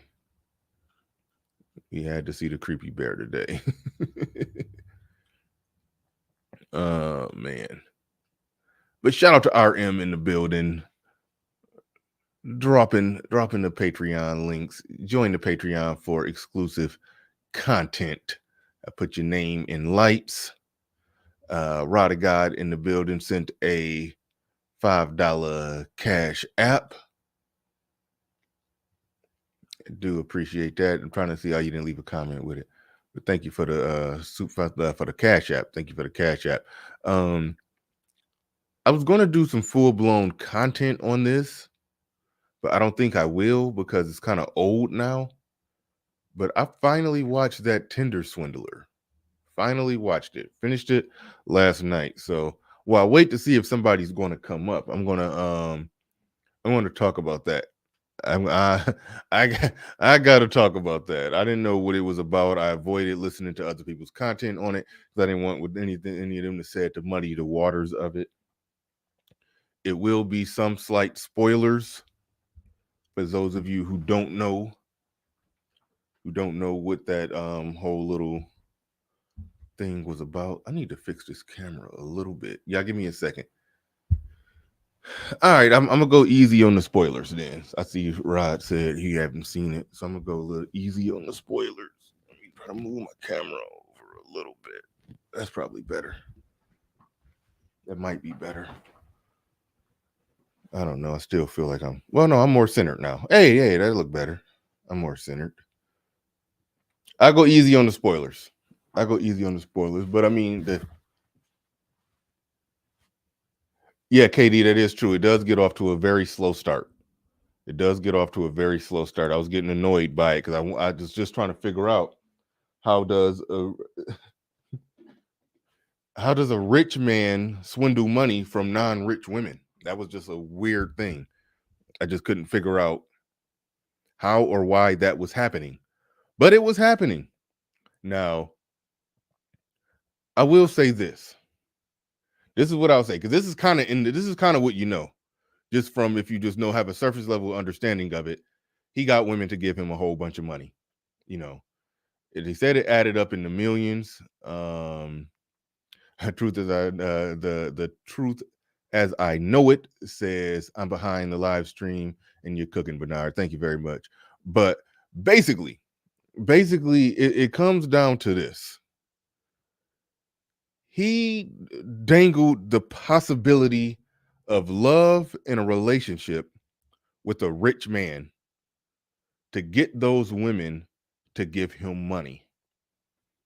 That's essentially what happened there. He presented himself as a rich and wealthy man. Okay? He presented himself as a rich and wealthy man. These women, one of them had a little bit of money that she could get her hands on. A lot of them had to, take out some lines of credit and all kind of stuff like that. It'll be some spoilers on this, but this is kind of stuff that you knew. He got down on them for some money.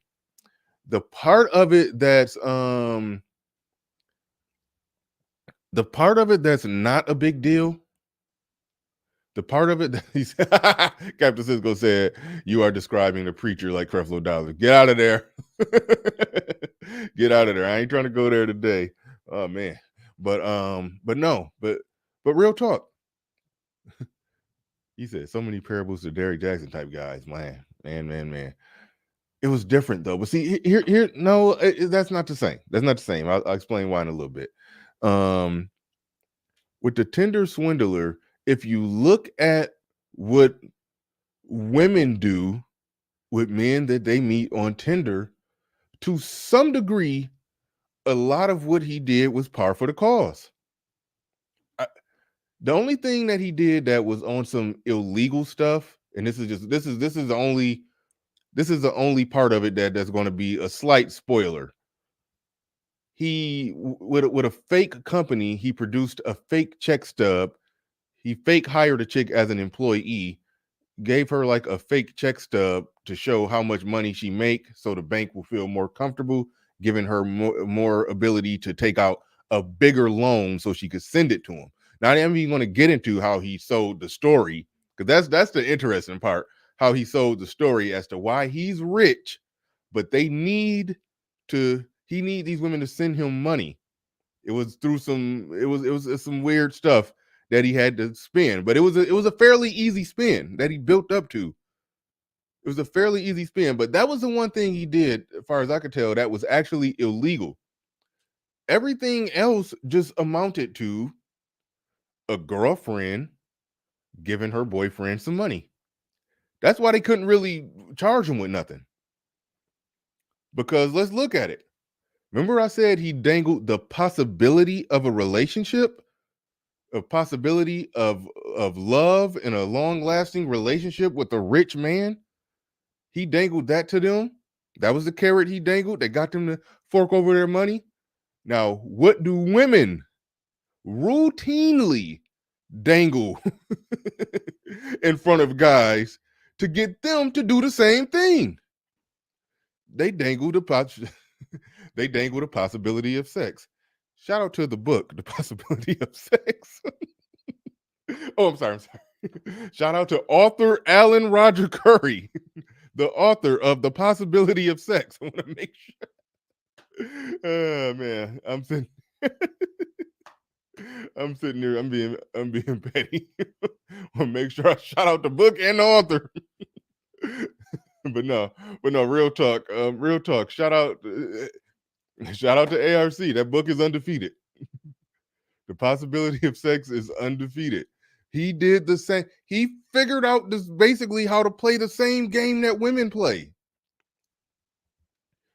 A lot of those women, they go on there. Shout out to Coach Ali, Hassani Ali in the building. Y'all gonna see him in studio. He in my hometown. He's gonna be here for a month. Y'all gonna catch that brother in studio. But shout out to you. Appreciate you coming on through. I just sent you a text message before I came on the air. But yeah. Oh, look at RMB on it, dropping ARC's book in the chat room. But yeah. That's essentially what he did. He did something it's difficult for men to do. Damn, he said City Boys up 1 million. Yeah. And I'm not saying what he did was right. I'm not okay with it. But women, just going back to ARC's book, The Possibility of Sex. If you read that book, he told all kind of stories. He was living in LA. It was women who was getting flued out on trips, driving expensive luxury cars, having a condo paid for men who they haven't even had sex with yet. Why? Because all they had to do is just sell the idea, the notion. Just sell the idea. Just let them get close enough to smell the bread. He don't even get to go in the bread factory. He just close enough to smell the bread, and then these rich men are forking over money to these beautiful blonde bimbos in LA. That's too many B's. Beautiful blonde, big boobed bimbos in LA. Okay. I'm trying to see how many B's I can get in there. But yeah. That's literally what was happening there. So all he did, he looked at, okay, this is what men want. Men want sex from beautiful women. Men are willing to pay out money, shell out money, gifts, prizes, perks, you name it, to these beautiful women, even if they're not even if they're not getting the sex from it. Just the possibility that the sex is on the table, they willing to put all that money out there and take the risk. And just like she got one dude who she fleecing, she got another dude that she doing it to. She got multiple men funding her lifestyle. So this guy, I clearly looked at what women was doing and said, okay, if men want sex with those beautiful women, okay, what do women want? Well, it's easy for women to get sex. What is hard for them to get is a rich man, for them to get love and affection and long-term commitment in marriage from a rich man. So what did he do? He presented, and I don't know what he did to initially get his money. I mean, get the money to make himself present as rich, but he just presented himself as that. But a man who's always on the go. But when he was with them, he gave them the 5-star treatment to where they was like, oh man, we living up here in the high life. We man, this is wonderful. Said all the right things. Made them feel that, just like the women make those guys that shell out all that money in LA and make them feel that they're going to someday be getting regular sex from this woman. He made them feel like they were going to get a relationship from this rich man. He made them feel that way. And then it was some separation. He was busy. He was traveling. He was doing this. He was doing that. And then I'm not going to even explain what happened to where this rich man needed their credit cards, needed them to take a loan out. Only thing they knew is he was rich and he was going to pay them the money back. That was the only thing they knew. They knew they was going to get the money back. So he got them to give them money because in their mind, this is my boyfriend. This is my rich man who's going to give me the world as he promised, who's going to do all these great things for me, who's going to give me my fairy tale princess dream. Man, get out of there with the photoshopping himself next to the Diamond King. Woo, he was good. He was good. He was good. It was so many little things that he did where he was good. But at the end of the day, yeah. At the end of the day, he dangled the possibility of marriage to a rich man to multiple women to get them to give money. Used the money he got from one woman to look rich and fancy in front of the next woman that he was swindling money from on the same game. It was genius. But at the end of the day, like, this is a whole documentary. This was a whole thing. This is a big deal. But is selling a dream to a woman that she's going to be your long-term girlfriend, that she's going to be have a loving relationship with a rich prince, is that really that much different from the women who routinely get guys to buy them out, fly them out, buy them this, buy them that, buy them gifts, have them in condos, have them driving luxury cars? They got guys doing all this stuff and the guy haven't even had sex with them. Like, that's a real thing that happens regularly out in LA. So all he did is took the thing that men want, the thing that women want, and figured out a way to get them to give him what men give to women when a woman is walking around dangling the possibility of what a man actually wants. He dangled the possibility of what they wanted and got whatever he wanted from them women dangle the possibility of what men want and get that from him. Shout out to Alan Roger Curry with the possibility of sex. shout out. Like that was epic what he did. But I think the only thing they could legally charge him with is faking that check stub. That part I should have researched that part a little more to make sure that I was 100% sure on that, because he did get a little smack on the wrist legally. A little smack on the wrist. But he's still he's still out there. He's still at large. Hell, he's still on Tinder. So they say. He's still on Tinder. Ain't nothing changed. The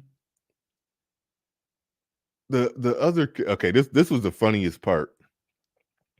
After the whole Tinder Swindler came out and everything, dude posted a GoFundMe basically saying, like, everybody know who he is. When you Google him, the Tinder Swindler is the first thing to come up. Everybody know who he is. But he posted a GoFundMe. He posted a GoFundMe saying everything on there is a lie. They're saying this about me. They're saying that about me, and that have stopped me from being able to do business and blah blah blah blah blah. And he attached all that to a GoFundMe. To a GoFundMe. It's like that was his final Hail Mary to try to see if he could get people to give him some money, because he can't run that same swindle on the women no more. He can't do that no more. So it's like he just threw his last Hail Mary pass. He threw like one final Hail Mary pass. Rod the God podcast in the building. He says, BR, I think I heard he may get a TV show too. I could kind of see that. I low-key could kind of see that. Ed, okay, there you go. I see you. Ed, hold on. Don't say nothing yet. No. Where am I at? Okay. Now I can hear you. Mic check. Yeah, what's up? What up, Ed? What's up? What's going on? I was up early. I was up early as hell, man. I did a stream from like fucking damn near 3 to 6 a.m. A 3 to 6 stream. That's wild. Yeah, I be doing them infomercial hours sometimes where I can't go to sleep. And the reason I say that is because I was basically talking about divesting, and pretty much Chaz had a live stream. She was doing a play-by-play of Crystal and Kerrigan. I saw the title. I didn't watch the video, but yeah, I hopped on there. So me, Mr. Research, Chaos, Mr. Z was on there. I mean, they was on there first, and then me and Mr. Research got on second. But the other dude that was on there was a third guy. You know who he was? No. This guy right here that you're doing the video on. The guy that's asking the questions. Oh, straight up? Yeah. So I got an opportunity to kind of school him on some things, like not in a bad way, because he was, I mean, shit, if you want me to bring up that clip, I'll bring up that clip. If you want to bring up, well, probably won't need to do that. It wasn't that long, but basically I got the opportunity to have a conversation with him. So pretty much Mr. Research gave the whole history on, I don't know if you know who Mr. Research is, but he gave the whole history on basically Crystal and Kerrigan, because he was there from start to finish, which is like the second or third time somebody had did it in the panel. And I pretty much took the route because I said what I said as far as me supporting them divesting, to be honest. But then fast forward, he gets on there and then he asked about, he was talking how of his experience engaging with black women on that side. So apparently he has a nonprofit that he has been running for since like 2012, 2013. Mm-hmm. And then he came on YouTube in 2016 or 2015. And then they just started to get traction pretty much with Kevin Samuels blowing up to where they are at 13. Yeah. Right. So his, he already said, let's have a conversation. It's very reflective of what you've seen on the channel. And I was actually about to go through some of the videos and I saw you were doing one, so it was interesting. But pretty much he was talking about all of the basically fully automatic bullets he was getting trying to talk to them, because he was trying to have an honest dialogue. And he brought up an example of a female that literally was afraid to talk to him, just a content creator, because if he brought him over to her, her subscribers will rebel. So what she wanted to do was she wanted to have Chaz as like an intermediary. Shay, actually. Okay, go ahead. Shay is like an intermediary in the middle. And so my point is, and what I was telling them is, I said, you have to, I basically broke down like all of the dynamics we break down. I mean, you got to understand what these females are hearing through their ears. These chicks are going into puppy love. They're running into these females that are telling them this colorism, featureism, black men. I mean, they're running into that because he was focused on young black girls. That's what he kept saying. He kept saying, like, you know, he wants to help the black girls. And I ain't even interfere with that, talk about black boys or anything like that. So he seems like he's operating in good faith. But I told him, I said, dude, at the end of the day, man, because he tried to say that both sides are not willing to have a conversation. I said, that's not true. And Shay agreed with me. I broke it down. But I pretty much said, and I even brought in Subsidians here. I brought up, man, when you look at the top folks in our space, they are definitely willing to have this conversation. It's the women that are invested in not having this. And this is why Crystalline Carrison is up there trying to disavow herself from the very movement that she pretty much created. So it was interesting. Yeah, let's talk about that, because I was probably gonna watch Shay Shardae's stream when I got a chance, because just off the title, when she said the chief Captain Divester is trying to divest from the divestment movement or whatever, I don't know, something like that. But basically, what's the story? What evidence was laid out that is actually the case? Like, what was said? No, it's a 40-minute video, which I have downloaded in case anybody wants it. I can upload it unlisted. That Crystalline Carrison did, and Shay was doing the play-by-play, and pretty much pretty much what Crystalline was saying was that the divestor movement has basically become pretty much a hate group. And yes, she did use the term hate multiple times. And Did Crystalline Carrison say that? Yes. Oh, yeah. Like, Chaz was looking at it from an open mind. I don't know who this person is, so I'm going to go by what I hear her say, not the history. And that's kind of why everybody tried to dump the history onto her, which I said y'all shouldn't really need to do all that, because Carrison, you'll figure out who she is just by listening to her.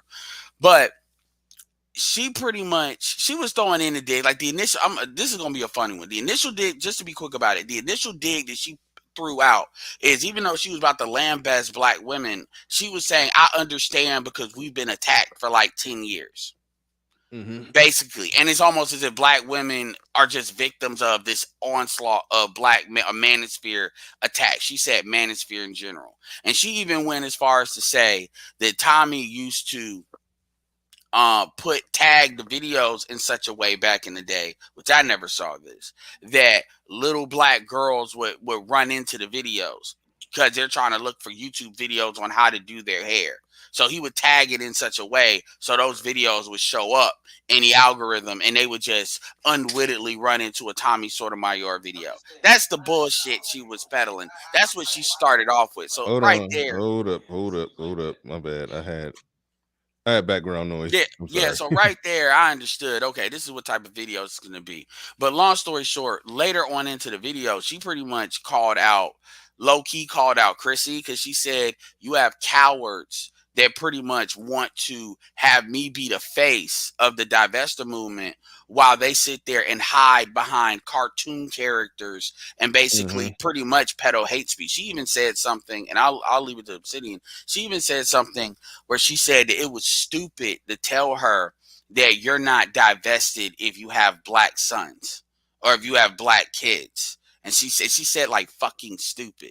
And this is the type of mentality that she was really digging in. She basically kind of called out all of the quote unquote parts of the divested movement that make the whole movement look bad.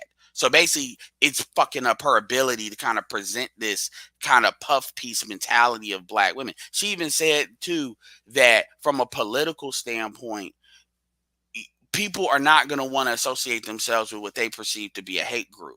And you have all these women that because they don't like black men, they're not worried about what divest is supposed to be, which is you focusing on actually presenting yourself and putting yourself in a position to where you can get the outcomes you want. You're too focused on wanting to throw arrows like the manosphere, basically trying to say that they're supposed to be better than us. It was a whole bunch of projectionary bullshit. It's very good stuff to chew on and chop up, because everybody was saying, Mr. Research and others were like, you started these tactics. They may do it in a more wild Neanderthalic way, but you were the first person doing these tactics. They got these tactics from you. Like all that crap about blaming black men as to why divested is necessary. She even has a video talking about white women are the face of struggle love right now, and it has Khloe Kardashian. She just uploaded that yesterday. All right. So anyway, it's a good video. You laid it out in great detail. It's interesting. We kind of talked about that on the show before, that Crystalline Karazin, I said it, she's a really good politician. She says the right things. You know, she will try to make it seem like I won't even say try to make it seem like, because the fact that but the fact that she's disavowing them right now, I mean, that does speak good on Bernard, her character. She's leaving YouTube for I think the third or fourth time. That's okay. Yeah, she's full of shit. We know she's that. Doing that too now. We know. Yeah, she like does like a like a quarterly I'm leaving YouTube video. We get it. But see, the thing is, where she was taking it, she was just basically at one point she was trying to tell black women that, hey, stop being ratchet, stop being ghetto, work on your natural hair, get in shape, be more feminine and presentable, and this or that. The hint, wink, wink. Well, not even a hint, wink, wink, but it was basically saying, do all of that and you get you a white man. But she would still try to smuggle under the table that, you know, just open your options up and that will make you presentable to the best of all men of all races. She would, and I got no problem with that. I got no problem with that. That was the political side of her. But under the table, in the chat rooms and all, you know, and sometimes when she go to other people's channel, the more vitriolic part of her or part of that movement would come out. And somewhere along the way that, yeah, they did basically her audience and her audience and Cynthia G audience merged together, and the Cynthia G side of that won. The Cynthia G side of that won the battle that let's just hate black men. Whereas on one side, you know, if you look at what we do it in the sphere, and there's elements in the manosphere that do bring that can get lumped in as the same way, but that's neither here nor there. I like to look at it from the perspective that we're having a sensible relationships about the social dynamics between black men and black women, black relationships, and just overall interactions between black men and black women. We're breaking that down in a critical but, you know, sensible way. That's how I like to look at what we're doing. And there's a such thing as women doing the same thing, but they've went way past that point to the right now. What they talking about aborting black male babies and the whole works, and it's just gotten crazy and gotten out of control. And so I commend her, even though, yeah, we can point out areas where she's full of shit. I commend her for just, you know, for saying, hey, I'm not with them, even though she started them. But hold on, but I do want to go to Obsidian, because I know Obsidian probably got a lot to say on this. So welcome to the show, Obsidian. You have the floor. You have the mic. Hey, what's going on, y'all? What's going on? Point of order, if I may, quickly. Mm-hmm. It's not Ches, it's Shay. Oh no, I already told him that. And Shay is French for from the house of. Yeah, I was saying that right on her fucking platform, so I was looking all sorts of like an idiot. But go ahead. Yeah, so Shay Charday means, translated from French, from the house of Charday. And it's kind of a French thing. But in any event, Sade did a masterful job. As a matter of fact, me and the lovely Miss Brown Sugar, our topic today on our podcast, kind of picks up where Miss Sade leaves off. And I'm prepping the podcast as we speak, and I'll post it after you're done, Bernard, so people can go over and check it out. We talk about a number of topics, and Miss Karazin is one of them. And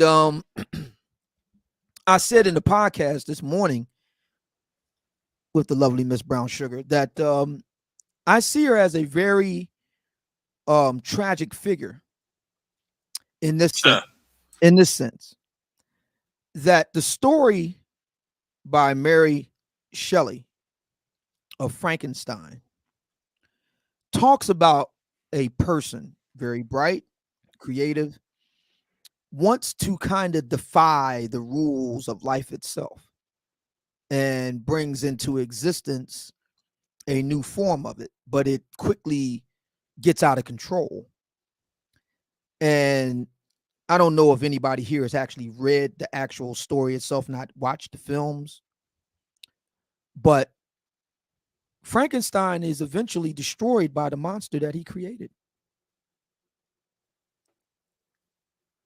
And I see Crystalline Karazin kind of in the same light. She's being, destroyed by the monster that she created. Yeah, I can rock with that. And what's interesting is that she is attempting to back away from that which she created. Whether she wants to admit it or not, she created this. And she is not, Crystalline Karazin has not proven herself to be an effective leader, because the first step in being an effective leader is that you take the responsibility of things that happen on your watch. And anytime she comes under fire, her first instinct is to, 1, run away, 2, claim to be a victim. And she's neither. She cannot run away from this, and she is not a victim. If the divestment movement has so transmogrified from what she intended it to be, it means that she is really bad at being an effective communicator. That's what it means. And I think that she's been in the game now. She's been on, according to Social Blade, she's been on YouTube since 2009. I knew about her a year later, 2010. So either way you look at this, 12 years, 13 years, either way you want to look at it, I think that's long enough to make an assessment of Crystalline Karazin's track record.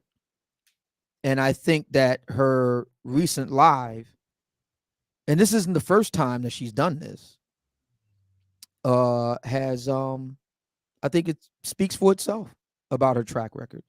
And she mentions the Black manosphere as the kind of reason or impetus for all of this, but the Black manosphere really wasn't around in any real form when she was just getting off the ground in the late 2000s. Hey, Obsidian, I don't mean to cut you off. I promise I'll be quick. One of the Mr. Research put a video in the private chat, and we don't need to play it. I may email you the link, but it literally has Crystalline Karazin in October 3rd, 2012, in a library in California. It's a big library, like doing a kind of a low key. It's like a workshop size kind of thing.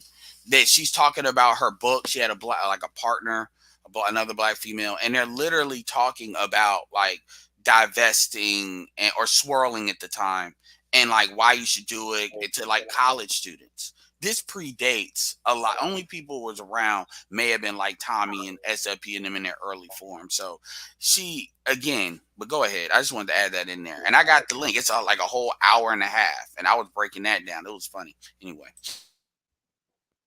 All right, go ahead, Obsidian. Yeah, so what I was saying is that I think it's really interesting. I mean, this we've seen this from Karen before, and what it tells me, and she's nearing 50 now, and you know, that's not a dig. It's just that, you know, you would think that you change and grow over time, and she hasn't seemed to do that. I mean, she's still saying the same things, and it would be one thing if those things were getting results, but they're not. It's clear that the swirling movement has pretty much failed, and she really can't pivot out of it. And this is a monster of her own creation. And if Frankenstein, which is a brilliant tale, is written by a woman, is anything to go by, then we know how the story ends. And I think it's truly tragic. I can understand why you would say it's tragic. What I would say is they're going through a purity test, because you got to remember Cynthia G was getting the first bullets from that. Basically, the stuff, their stuff is getting co-opted. And it's interesting to see. Actually, Grinch talked about this. You know, he said before all this other, you know, Pookie bullshit. Wait, hold on, real quick. When you say they're being co-opted, just make sure I understand where you're going. You mean co-opted by who? You mean the Tiki Torch black females, the okay, abort all black male baby? Well, all not right. even that, because Sinji said that, and they're coming at her. They came at her first. So but hold on, to be fair, okay. So let me step back from the typical stuff. So you got the finessers, because say what you want to about Karen. Karen is not really on the finesse stuff. That's not really her thing. So that's kind of low key how it started, and that started to make folks look bad, because you know, white non-black men are not trying to get finesse. They got to deal with that with their women, so they're definitely not going to put themselves in that position. So that's not a good image. And then it started to get worse, where you had a lot of the, you know, the fat chicks, you know the chicks. Syrians covered them. The chicks that can't get nobody, so they're not gonna show nothing ever. But they're gonna just like, you don't even know if they're really black. You know, because of the crazy stuff they say. I don't understand what you mean.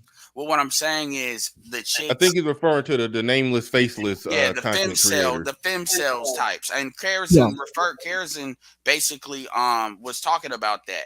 And then the bigger content creators, they kind of leverage that by using colorism, featureism. They leverage that for money, because that's something which, ironically, this is her saying this, but she kept going back to these people co-opting it not for the mission, but for the money. Because in her mind, she had this ideal. She has this ideal of what this is supposed to be. So this is probably what's in her head, which is of women exploring their options. And it's interesting, because in that 2012 video, she talked like that. Like, women exploring their options, and they're being celebrated, not tolerated. And then basically these black women that basically are losers basically came and stole this ideal from her, and basically turned it into a weapon to be used against black men. And the problem is she can't get allies.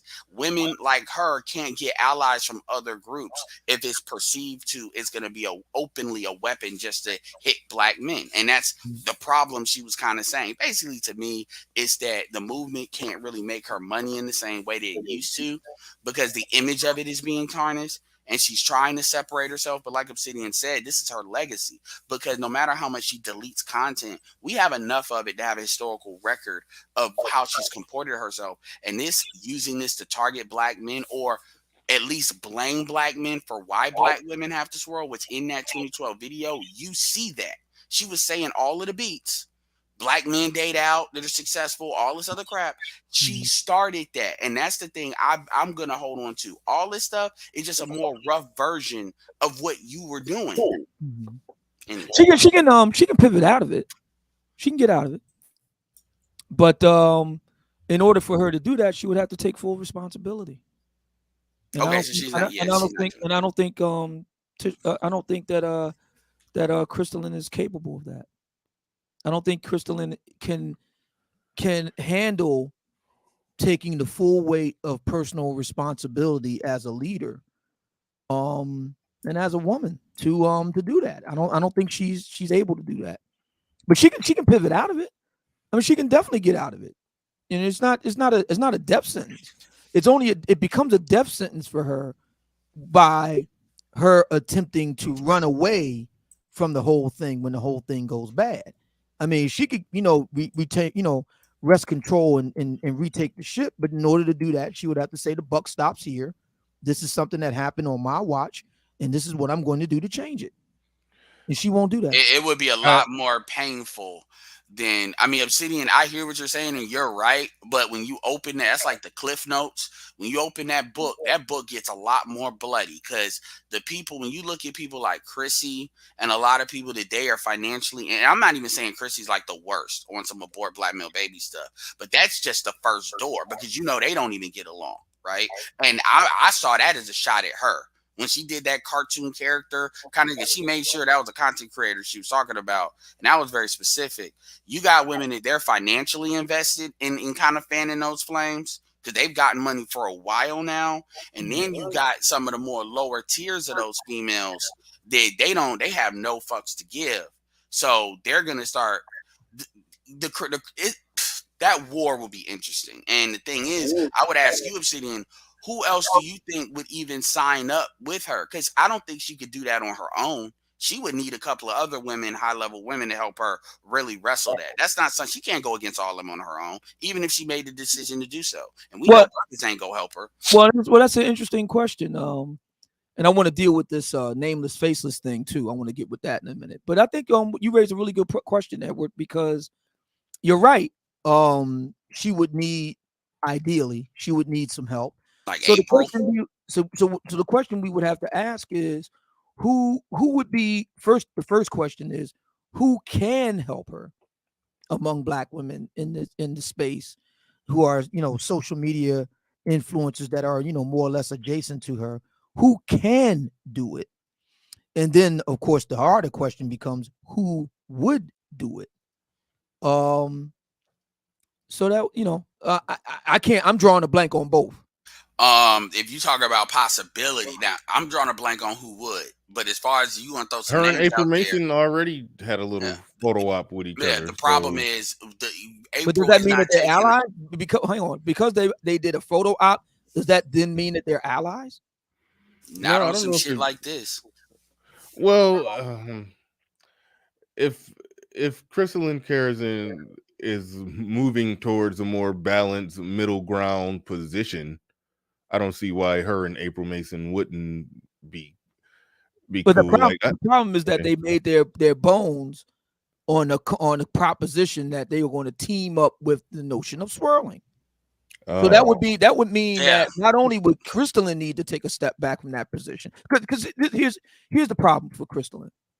There's no way out with swirling. It's dead. There's no way out. The proof of that is that she went back and got with a black man after her marriage ended. So that's dead. She would have to pivot out of that and then move forward. And if you're talking about doing with April Mason, so would she. Shay said something really smart. She said that one of the things about the swirling or divest, she kept saying divesting movement, and I didn't even realize it pretty much morphed from swirling into divesting. I didn't even pay attention to that until recently. Is that you can't, unless you're willing to get on one knee and propose to these non-black men that you're looking to go for, which obviously is not a good look. You can't control your ability to swirl. Excellent point. Yeah, and then you have, and this is where the women get diluted, and this is where Karazin is tried, but she's been quite frankly cowardly. This is what she tried to talk to Kevin Samuels. I guess in her mind, she thought Kevin Samuels could take some of these arrows and telling women what they need to hear to be fit, feminine, and friendly, but then they started throwing arrows at Karazin for you talking to her, so she basically ran away from that. The thing about it is, every time that Karazin says something, even with Kevin, when she said that black women, because none of the people in the manosphere didn't know this, the black manosphere, these chicks are not even losing weight for white men. That's and right. She's having a struggle doing that. I mean, some people were in the know, but most of us didn't know. That's probably why they got mad at her. So my point is that we know, when you look at a white woman and who white women typically have to worry about, black women are not on that list. Asian women are on that list, because we know Asian women date out or hop the fence more than anybody else as far as the United States. And we know who they're going for. They're not really going for black men like that. They're more going for white men. So that's a flank they have to cover, and then they have to cover the white Latinas. You have heard this because, like, when Tommy Lauren uses the term Latianas, she's talking about Latin women. This one, that shit. Like, they know the flanks they have to cover, white women, to the extent that they have to cover them. So my point is, you're not even in the game when it comes to competition. And the irony is, the very thing that you don't want to compete with because you think black men don't deserve it, or you want to defy black men, is the very thing that's actually like anchoring you down to not being able to have these options you want to have. And this is why I've always said I'm good with them divesting, because it forces them to deal with that issue, and it proves that we're right, because our grievances are correct. If you have to get up the par to date white men, because if you were already there, you wouldn't really have to do that. It's just a matter of making a choice, which is how they present divesting. They present divesting. I fucking watched a video called "How to the Divesting for Beginners," and the way they make it sound like this chick made it sound like it was like having a sex change, where it's just about the mental decision. Everything she said was about the mental decision to do it, and how all these other phantom people are going to be against a black woman for divesting. It was amazing to listen to it. She wasn't even angry or anything like that. So my point is... Well, hang on. Before we go any further with that, so let's interrogate that for a minute. So hold on, real quick before. Hold on. I already cut you off on top of that. But Dame C, I do appreciate the super chat. I want to get this one off of the board. He says, "I want to say the swirling movement has faded. The number one, I think the top swirling pages and channels and identified black female swirlers and divestors have quadrupled." Thank you for the super chat. Appreciate that. We may explore that. I don't know how much longer we're going to be on this topic. And again, Mr. C, thank you for the $30 cash. I appreciate everybody who's supporting the stream. Go ahead, Obsidian. No, I was just simply saying, so the argument that Karen's putting forth now about the idea of bringing some kind of political solution to black men online saying bad things about black women, right? So we've been here before. They've tried this already. It was called the change.org petition. What, 5 years, 6 years ago now. They tried that. It didn't work. They were able to get some channels knocked, but many of us survived, including yours truly, and we've prospered and flourished since. So my point is that they've tried this already, and it didn't work. So she's talking about how it's a bad look for the movement, and I don't disagree, but she's overlooking the fact that you can't not silence us, man. We have a right to our point of view. Now you could argue, you can make the case about saying things that are hate speech and so on and so forth, but there is a process to deal with that. It's called the courts, and the courts have ruled on this.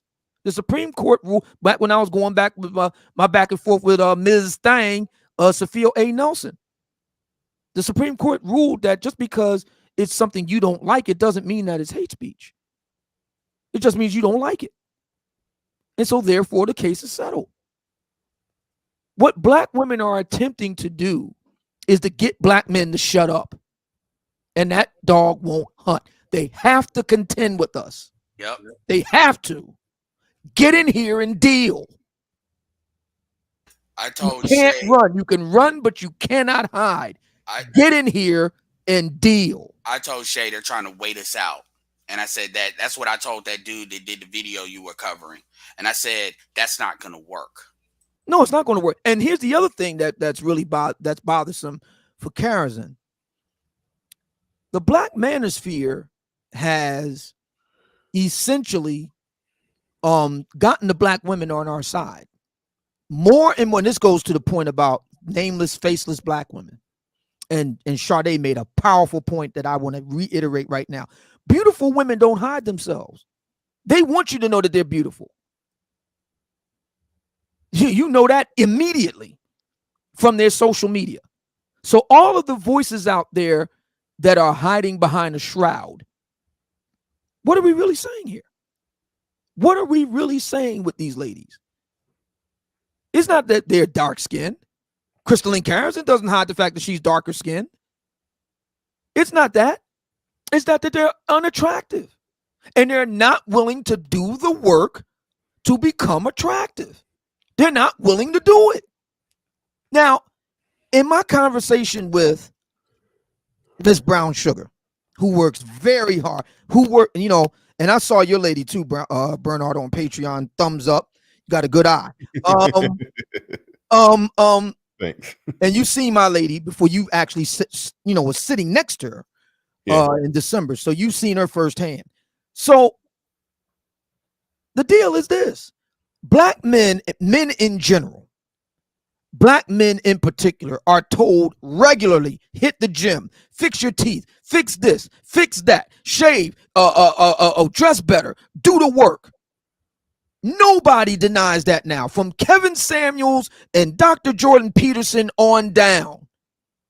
Men are told, and I evoke the good Dr. Jordan Peterson, if all the women are rejecting you, the problem isn't the women, the problem is you. If all the women don't like you, it's for a good reason. They're right, you're wrong. My question is this: who will tell Lizzo if all the hot men are rejecting you? It's nothing wrong with the men. It's something wrong with you. They're right, you're wrong. Who will tell Brittany Renner the reason why your DMs have dried up, Brittany, isn't because the men are sexist or they're patriarchal paternalists or they're misogynists. No, it's because you have a character flaw in you that holds that you can't keep your mouth shut and that you're indiscreet. They're right for not wanting to date you. They're right for not wanting to marry you. They're right, you're wrong. Who will tell Crystalline Carrison? Crystalline, if the men around you, white, black, or otherwise, consistently come in and out of your life like a turnstile, and you can't hold on them for dear life, there's nothing wrong with the men. It's something wrong with you. They're right to not want to be with you. They're right. You're wrong. Men get told all the time that if things ain't going right in your life, the reason for it is you. When women have problems that go on in their life, they're told it's everybody else's fault but you. And how is that working out for black women? Yeah, I mean, we're pretty much hitting this on all fronts. Hold your thought real quick, Ed. Hold your thought real quick, Ed. Shout out to Nerdine in the building with the super chat. He says, "Hey Bernard, hey Obsidian, what's up, Ed?" He says, "I support women who make bad decisions." What do you mean by support? Anyway, I think I know what you mean. He said both personally and financially. What do you? Okay. Anyway, I'm just going to read. But when those consequences come back to haunt them, they have to own them. Thank you for the super chat. Appreciate that. Hold on real quick, Nerdine. Gone wrong. Nerdine with another one. He says, when those bad decisions haunt them, they want guys to come and fix it. I tell them to own those bad decisions and fix it themselves. But you threw me off when you said you financially support their bad decisions. I thought you were saying that you just give them, hey, y'all are free to do what y'all want to do. When you mess up, don't come to me. I thought if you were saying that, then I understand what you were saying. But anyway, yeah, I thought you support their right to make those bad decisions. I thought that's where you was going with it. Nordine in the building once again says, yeah, I have a friend of mine who made some very questionable decisions, both personally and financially, and now she's looking for me to bail her out. And I told her she must own those decisions. Thank you for the super chat. Do appreciate that. Ed, you were about to say something. Yeah, somebody. I saw that comment with the chick was personally threatened for sharing Jab videos. Let's be very clear here. When it comes, and I'm gonna just say it, when it comes to violence, because people are always watching men, and then there's that crap about because she even said it again on her thing about men are the black men are the number one killers of black women. And Shay did a good job breaking that down. She brought up she went straight for the abortion card, if you talk, and she went for the health card too. As far as talking about black women really care about existence. But the thing about it is when you say stuff like that, you see that was the origin of a lot of this stuff that people ran with. And it's kind of like, it's just amazing to me because she's 48 years old now. And she's probably thinking legacy, especially as somebody that has like a movement and stuff. And the reality is, when I think of Karis, and I know Game Changer is going to come in, I think of Karis and has never really stood up to her audience. She'll make a video, and then in less than 24 hours, she would delete it when she tells them very sternly what they need to do. When you look at people in this space, we have stood up to our audiences. We always, everybody is always under fire for something. I mean, we've had the stuff that recently gone down. We have had battles with our audiences for what we perceive, and on both sides of that argument, the soul or what they think this should be. The women sync up. But see, the problem is when you look at what they get when they sync up, it becomes this common denominator of absolute misandry. And so what you have now, this is what I told Shay, and then I'm gonna hop off. Hey, real quick, y'all. Listen. Don't time out Sweaty Life of Atari just because she showed up. Don't do that. All right. I don't. Yeah. If she trolling too hard, saying reckless stuff in the chat room, I get that. Don't just quit. I got rid of all 300 of those wrenches for a reason because people be timing out people. It was well into the hundreds. I was giving out riches like Oprah was giving out cars, Bernard. Yeah. I mean, it was when my channel. Some of them went all the way back to when my channel first started. Somebody. It was names I didn't recognize. I mean, it was like so. We had to talk about the wrench piece off the air. Oh no! I already handled. He fixed it. He did a wrench purge. Nigga, I did a wrench purge. I got rid of 250 of them. Yeah, a couple weeks ago. Yeah, but again, the same shit still happening. Somebody come in, you don't like, you time them out on site. People be getting blocked on site. Cut that shit out. Yeah, that's what them hoes do. That's what they do, and y'all supposed to be better than them. And we do skew older, so y'all kill me because I've told them about that on my stuff. Because if anything, I want to check them verbally. All right. But you were saying, Edward, because I think the Game Changer one. I want to make a point too, but I'll let Game Changer get in first and then I'll look around. Yeah. What I was gonna say is, and this is why I told Shay, and I said it in context of what dude was saying, because he was talking about, I just want to have a conversation. My objective is to get black people to unite. And then somebody told me he's like Nigerian American. So I said, okay, this stuff starts to make more sense. I said, he's just going to have to hear it because he's already starting to get the flack. But I told him this. I said, the good thing about when you started popping off, when Kevin Samuels started blowing up like a year ago, it's a good time to start popping off based on the conversation he's trying to have. I said, because the thing is, as you see more of these channels, I know some of these people have been taking hits, but you got your Danica Marie's, your Melanie Kings, your Shantae Simone's, your obviously Shay's, who she just recently did a year. You're seeing, and then there are dudes in the space that want to have that conversation, and I mentioned Obsidian as one of them. And the good thing about that is what these women are afraid of, and I'm not even talking about so much Karis, but some of the people Karis was referencing, is the more these women that start to open up, the harder it becomes for a lot of them to operate. So what he was mainly focused on was these young girls, like these, teenagers, 18, 19, 20, 23, though that age, getting on social media and just being bombarded with this stuff. But as these other channels get bigger, on top of what we've already established, and then Kevin at the top of that, as far as visibility, it becomes harder for them to operate. And a lot of the anger that he experienced, he's seeing as a backlash to that, because they want to get rid of Kevin. They can't. And what they're seeing is other people are starting to pop up and gain prominence, and they're seeing other women that are coming in that didn't come in before. So that quote unquote pick me argument is not carrying the same weight, because all these women are starting to see each other. And as they see each other, they gain confidence when it comes to dealing with, like Obsidian, you called it the Borg hive mind.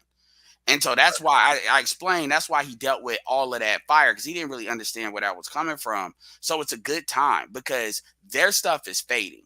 It really is. They're going to get louder and it'll seem loud. That civil war that they're having is a symptom of that. Yeah. And so I'll leave they're in the last that. throes of they're in the more or less putting. I don't try not to be hyperbolic here, but death throes. But I have more to add to that. But I don't want to get Game Changer in here because so I'll leave it to y'all. Yeah. Peace out. All right. Thank you. Thank you. Yeah. Well, I wanted made to it back ask to Ed the. something before he left, but I guess I'll just ask you two. So you mentioned Crystalline Carrison and her, recent trouble trying to sustain a relationship. Now, Bernard, are you aware that Crystalline Carrison had liposuction? I knew it. Yes, I was aware that she had liposuction because, well, you told me she had liposuction a lot of time. Yeah. Okay. Yeah. So now you know that Crystalline Carrison had liposuction. Well, I told you. I'm sitting. Were you there? Were you there when I said Crystalline Carrison had liposuction? Yes. Okay, because Crystalline Carrison had liposuction. So I think that because Crystalline Carrison had liposuction, that it may be a factor in why she's having now trouble sustaining relationships. Because after Crystalline Carrison had liposuction, what happens is there's a bunch of dead skin and shit. It like your whole body looks like a vagina and all wrinkly and shit. Because all the fat is taken away. You kind of just like a bologna sandwich all over. So it is possible that when she removes her clothes, it's all kind of nasty crap. So once again, because Crystalline Carrison had liposuction, instead of her losing the weight naturally, I think that is causing, a major cause of the problems that she's having now. It's the after effect. After Crystalline Carrison had liposuction, there's other problems, i.e. the extra skin. Yeah. And Ed, if I messed with a chick. I told this story before how I messed with a chick who lost a lot of weight really fast, probably unnaturally, and now was it Crystalline Carrison because Crystalline Carrison had liposuction? No. I found out the hard way that she had a lot of loose hanging skin, and it was I still onward Christian soldier and completed the job, but I seriously would have rather fucked her fat, like, other than having that skin flapping on me. Like, it was, yeah. Well, I mean, with all that, how did you know which part was the vagina? Like, because it's like skin everywhere. So, like, isn't that? I don't want to think about it. Yeah, I don't either. But all right, you got anything else other than this, and other than like flappy vagina skin on the in places where the vagina is not? You got anything else? Yeah, a couple of things. Okay, I know Obsidian wants to go, but as far as the divestment and the swirlers, see, these aren't actually divestors and swirlers. These are women who are trying to convince other women to divest and swirl, so that they can leverage the remaining loyal black man. That's what they're doing. This is just a method of eliminating the competition. These women haven't actually divested. These are chicks who are in the background lurking, uncammed up, trying to convince prettier, better women, to do the thing that they won't do. They're eliminating competition is what they're doing. I got distracted by the chat room. I'm back. What you said, that they're eliminating competition. They're trying to tell other black women not to mess with black men. Exactly. It's kind of like if I was to, if I was good friends with Idris Elba and Boris Kojo and Michael B. Jordan, and we were to go out, be like, hey man, don't mess with these bitches here. Don't mess with these. They just want you for your money. You better off messing with some other chicks elsewhere. Don't mess with these bitches right here. In fact, just get married to some, but don't mess with these bitches right here. Of course I'm gonna say that. That's what they're doing. They're eliminating competition. Okay. It's their own way of dirty macking in their own way. Exactly. It's their own way of dirty macking. Gotcha. All right. Man, you was about to jump back in there on something. Well, one thing I'll take it. I'll take it. I don't know if I want to take it back to this. You got anything? I'm debating. I didn't even want to go down the. It's a rabbit hole that I may go down. But if you got somewhere else to take it, then I don't got to force it down my rabbit hole. So, you got anything else, Obsidian, on the whole? No, well, what I was going to say, to go back to the point, and I mentioned you and our respective ladies here. Not only is the Black manosphere, shifting and evolving and changing for the better. My dream of my vision of a real conversation taking place between Black men and Black women is being realized. Excuse me, right quick. Speaking of changing for the better, Kristen and Kerrison got liposuction. All right, GC. Oh, my bad. We got it. Okay. And Kevin, being one of our perhaps biggest ambassadors of the Black manosphere, taking that message or that model beyond the Black manosphere itself, where Black men and Black women are actually speaking to each other in real time. I think that's going to present a challenge not only for the faceless divestors, because not all of them are faceless. There are those who are very well known in cam up. The problem with them is that they don't have real-time conversations with men. So it's going to create a challenge for them, but it's also going to create challenges within the Black manosphere itself. The Black men who are, faceless, who kind of, go on and kind of, go on their rants and things of that nature, they're going to have a harder time being able to thrive in a new environment where more and more guys are camming up, more and more guys are sitting down with women and talking. It's going to become much more of a challenging space to thrive in. And what's happening on both sides is that the wheat is separating from the chaff here. That the men and the women who want to talk to each other, that doesn't mean we got to join Kumbaya, jump the broom, go off into the sunset. That doesn't mean that. It simply means that we're willing to be civil with each other.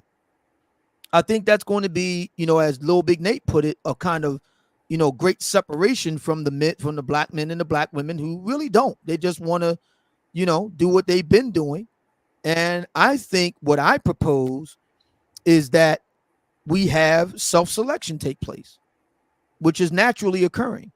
Let the self-selection take place. Let the men and the women who want to make the investment to cam up, to put their best foot forward and to sit down and be civil to each other, let them go off and do what they do. And let the Black men and the Black women who have been doing what they do, let them continue to do what they do.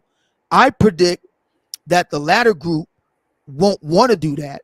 They will want to try to stay up in the mix with the people in the former group, because let's face it, misery loves company. And being in that mode is miserable. Human beings were designed to be together, not apart.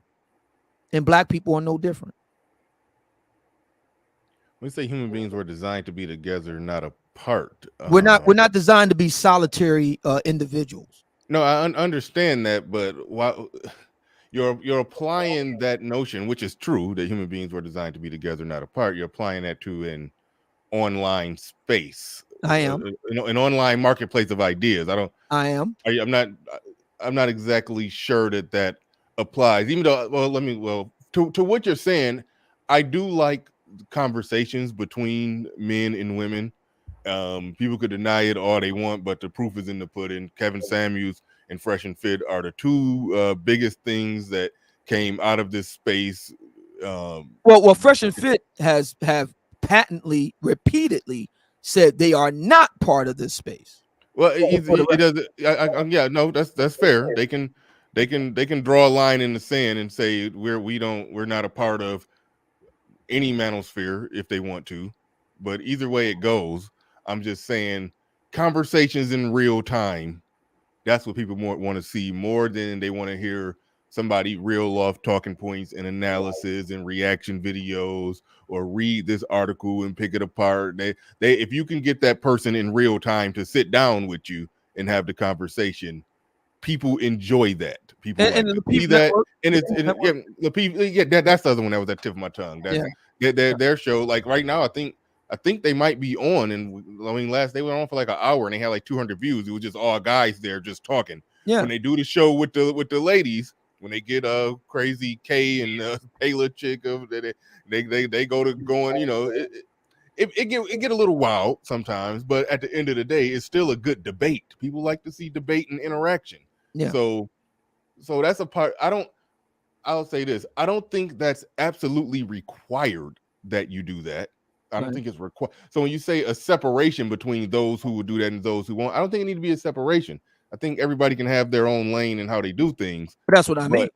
Okay, and good. And yeah, but I don't think I don't think those that don't want to do that, because I mean I you know, I like to have conversations in real time. I like when a woman takes the link and challenges me on my ideas. Hell, like when a guy takes the link and challenges me on my ideas. I'm going to be setting up more shows like that where it will be male-female interaction. I am going to be doing that. It won't be the show every day, but I will be doing that, and so that's cool. But I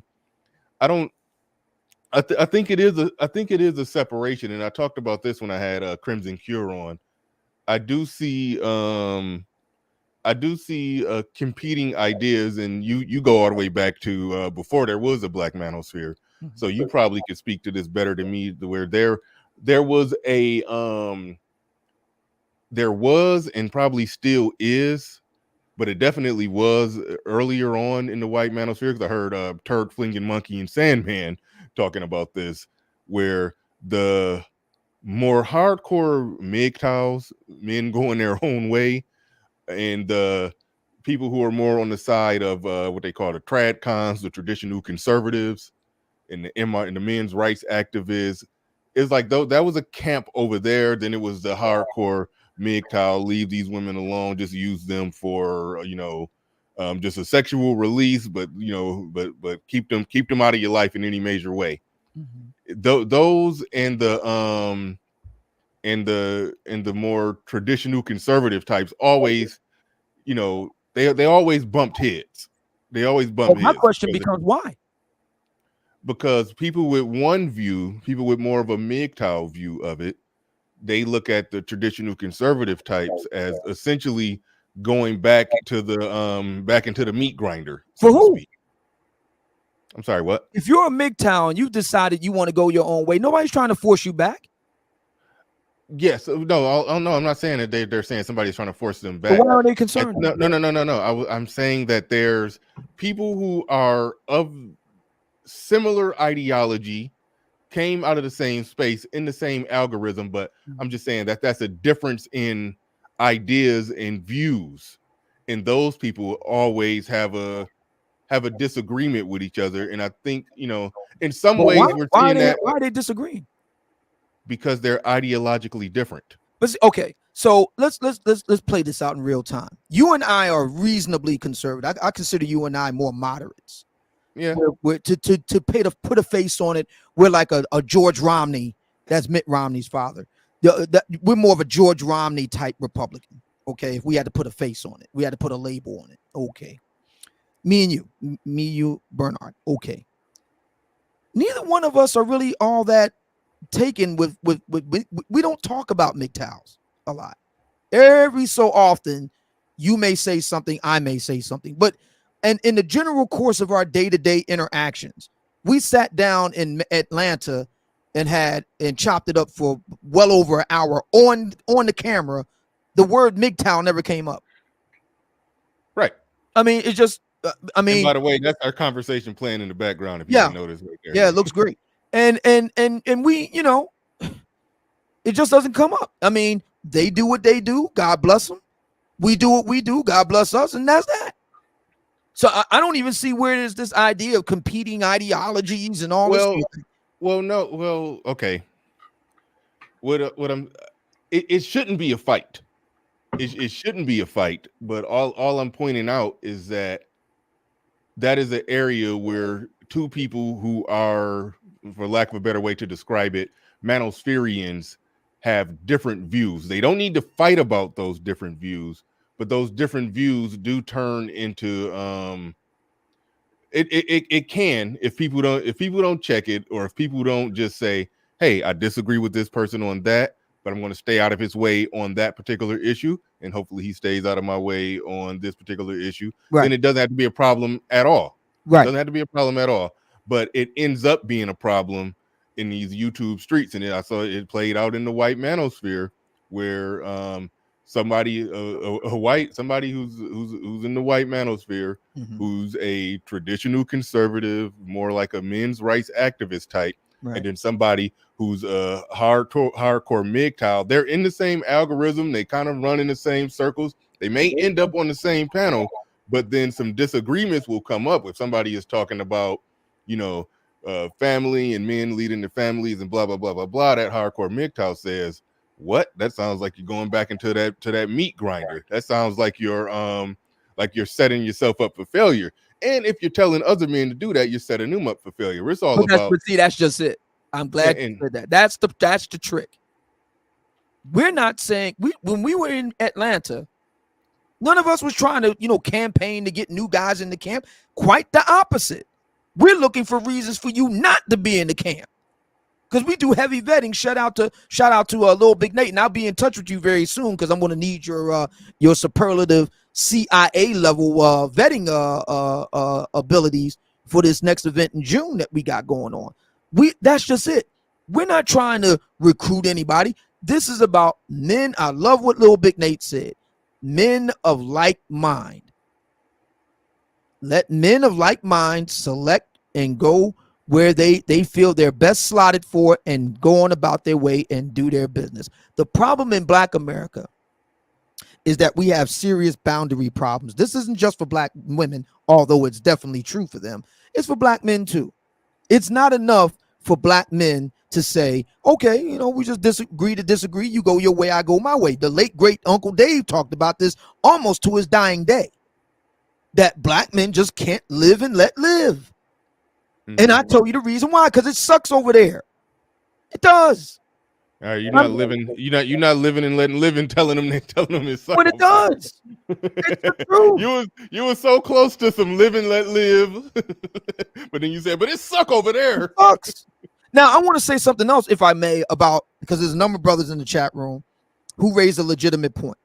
You brothers want to change these Black women, and you want to have conversations in the hopes that they'll change. Let me say something right now. I don't. I have no interest in talking to Black women hoping that they'll change.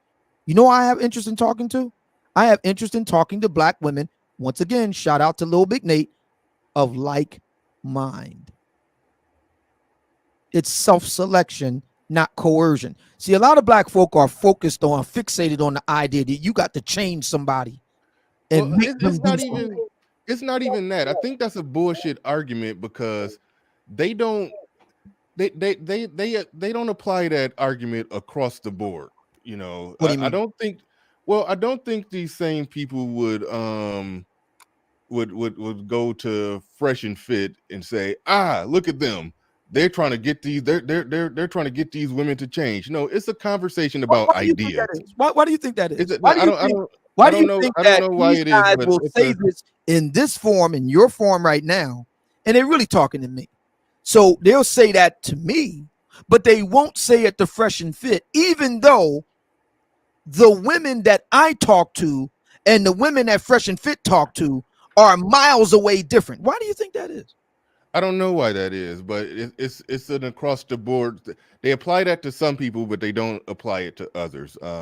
Tommy Sotomayor have talked to a lot of women. He just recently got into a whole entanglement that ended in a fight with a woman. They never say, you're hoping that these women change. They're not going to change unless there's some government legal incentive for them to change. No, and so in some contexts, they understand a conversation about ideas where we're debating ideas is entertaining, is informative, and partly educational and enlightening, and that's it.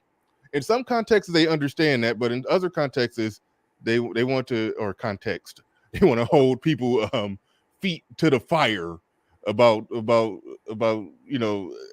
I don't fully understand that, and sometimes I don't like when you say, well, why do you think that is? I think you already have your answer. Curious. No, I don't. I don't have an answer. I'm genuinely curious. Why is it because you made an interesting insight that I didn't think about. So you raised a good point. Many of these same men don't have a matter of fact, they encourage what I Fresh and Fit remember. do. Yeah, They yeah, encourage exactly, it. exactly. I remember when I had the girl on. She was I think she was some divest. She was a divester of some sort. She sent me an email saying that she wanted to come on my show to talk about something, and I went and looked at her 4 videos she had up, and she had a interesting, well, not interesting, but one that I would pick apart and do a reaction video to. But I was like, hey, if I got you live right here, let's just talk about this video that you did. So we just talked about the ideas. I wasn't trying to change her or bring her to the light. I was just, she said some nonsense. She said some nonsense. Right. I disagreed with it. She made her point. I refuted her point. She countered a point. I refuted her point. We did that for an hour. She lost the debate miserably, and then she went on her way, and that was that. Right. Like, so anybody who pull up saying, "Oh, why are you trying to change her?" It's like, yeah, you're just derailing content of a content creator who you have some bias against, but you don't do that same derailment for other content creators who you don't have that. And here's the thing. And here's the thing about that. The thing about it is, Fresh and Fit actually do try to change women. Remember when Kevin was on there and they had that whole thing, and it was not just Kevin, it was the roommates, and they were trying to appeal to these ladies about not doing the OnlyFans thing. What do you want to think about your future? They were the ones that was trying to change them. I'm not trying to change these women. I'm not trying to change any woman. I'm looking for the women of like mind. That's it. I disagree with you on that point. I don't think nobody was trying to change them. They were the fact that they were debating it. No. See now you're doing it, Obsidian. There's nothing wrong with debate of ideas. But that's just it. I'm looking for women of like mind. I'm not looking for a debate. A conversation is not a debate. A conversation is different from a debate. What do you call a conversation? What do you call a conversation when two people have opposing ideas and they disagree and they counter each other's arguments? Well, first of all, I know what a debate is because I've done a lot of formal debates. That's not a debate. That's just a disagreement. Okay. So my thing is, I'm looking for women of like mind who basically agree with where I'm going with this. But the Ellie magazine chick, if the Elle magazine chick wanted to come up and have another conversation with you, that was the interview. If she wanted to come up and have another conversation with you, that you, was an interview. I understand that. If she wanted to come up and have another conversation with you, you would have that conversation with her. If she wants to do it. Matter of fact, I say toward the end of my interview, I said we have to do this again sometime.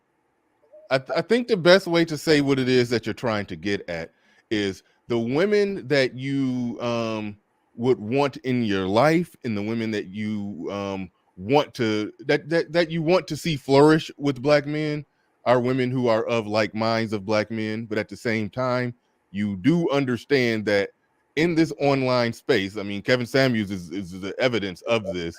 There's going to be times when you're going to talk to some women that you're going to disagree with, and you're going to refute their bad arguments or hash it out in some way or another. But that's just two people online in on a YouTube show, emphasis on the word show, debating, discussing ideas.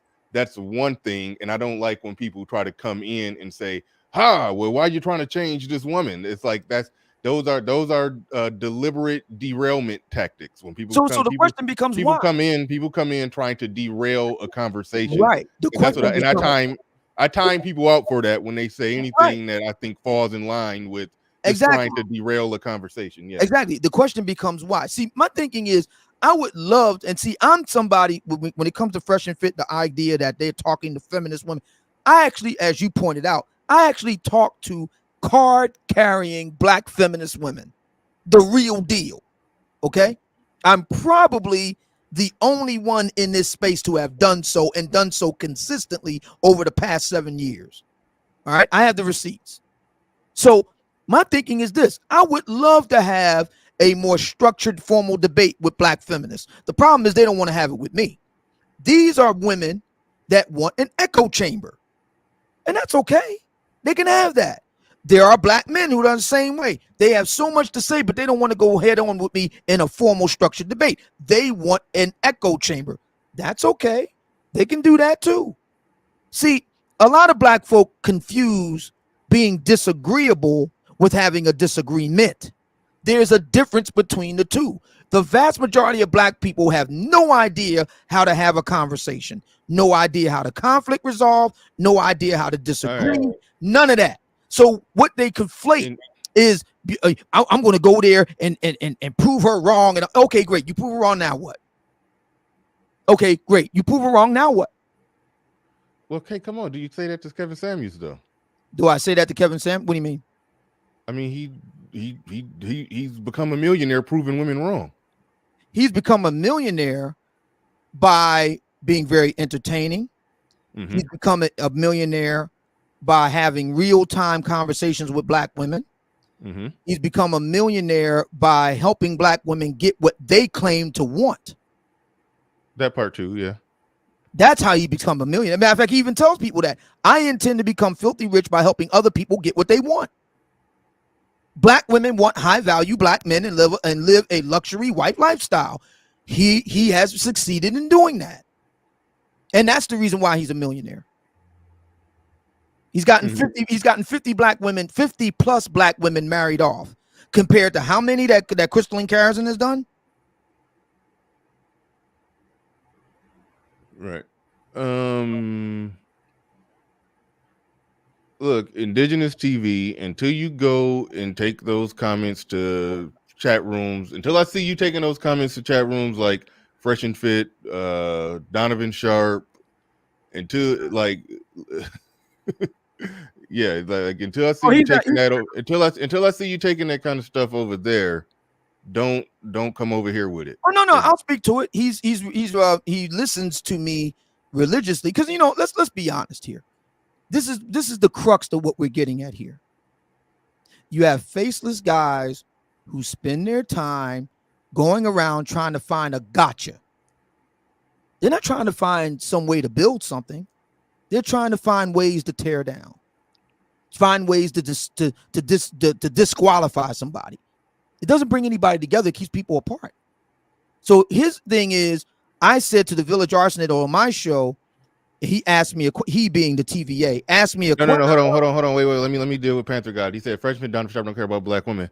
It's not about black women. By the same standard, they are trying to shame, blame, explain, or change women by the same standard. All I'm saying is apply your critique the same way.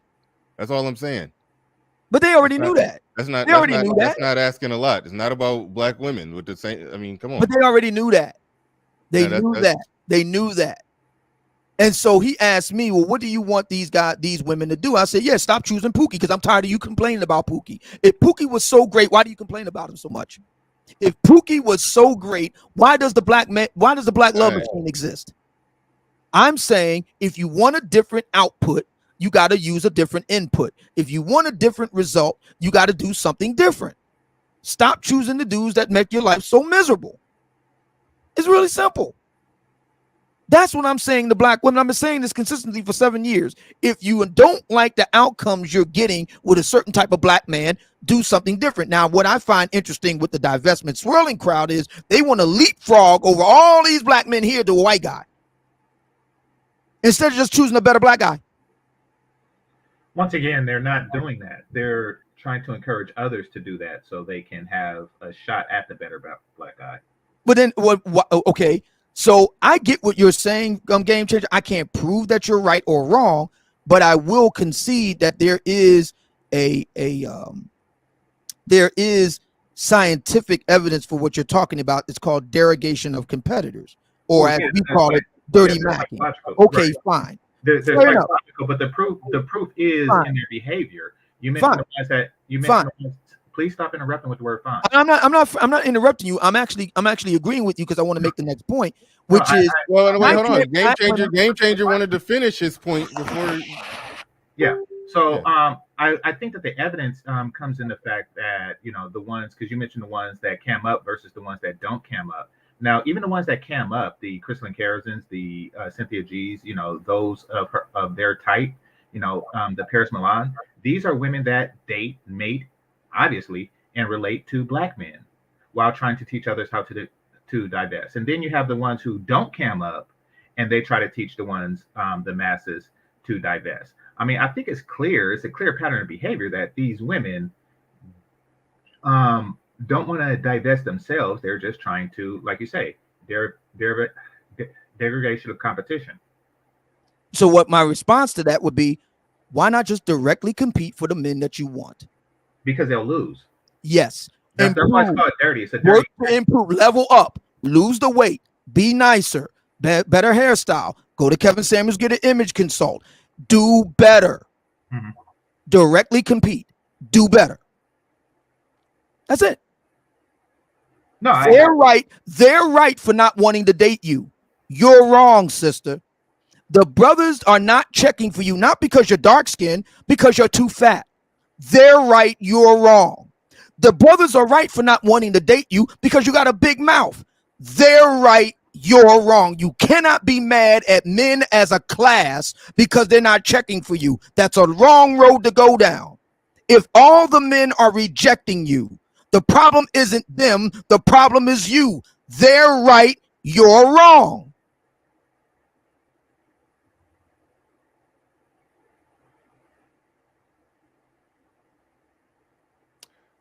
Thank you, KD, for being late to the party on hitting the like button.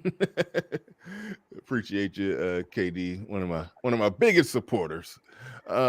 Tristan J. I don't want to say your last name, but thank you for just recently, while we speak, becoming a Patreon. I do appreciate you. I just see that you just got one new patron. I appreciate everybody signing up for the Patreon. I'll be posting some new Patreon content. Probably post this week. What's today? Today's Sunday. I try to get it up. Try to get it up tonight. Worst come to worst, tomorrow I'll try to have some new Patreon only content up there. But thank you for joining up. I got to get your name scrolling at the bottom. Appreciate everybody coming through on the Patreon. And we got 418 people in the building. I have no idea what the likes are at 334. Make sure you hit the like button if you haven't already. All right, we went down a rabbit hole. A rabbit hole I really don't like to go down, but Obsidian always takes me down those rabbit What did I do holes. this time? Well, it wasn't horrible. Wasn't horrible or insidious or anything. But I told myself I'm staying out of the whole the politics of what people in the manosphere do. I told myself I don't care what other people are doing or how they doing it. They just come. They can't do it over here. They can't come in my chat room with some bullshit. What do you mean by politics? So that we're clear. What do you mean by politics? Well, when you were breaking down how different people are moving in this space, you talked about nameless. You talked about nameless, faceless people who just want to, I don't know, howl at the moon, don't want to move the needle forward, this or that. I'm saying that there's a place for howling at the moon. I agree. There's a place for all of it. I agree. And and in areas where if people can find some common ground, hey, we can talk and chop it up on that. But there's no reason to get into they're doing this over there. It sucks over there. We're doing this. I agree. That's the type of stuff I say I'm staying out of. I'm staying out of the whole. The problem is that those people don't want to just go over there and just stay over there. They want to see. It's the people, and then now you're doing it. Seriously, it's the people that want to be together. That is to say, black men and black women that want to be together. They're not the ones rushing over to the other side. It's the other side rushing over to the people that want to be together. So we have to ask why that is. For example, why does Crystalline Carrison and by extension divestors spend so much time talking about black men? I thought and this is what Shay Sade was talking about earlier today, or yesterday, I should say. If the argument is black men ain't sugar honey iced tea, get non-black men, then why do you spend so much of your bandwidth talking about black men? Shouldn't you be talking about getting those other men? Shouldn't that be the bulk and mass of your time online? And for that matter, off? Why is that?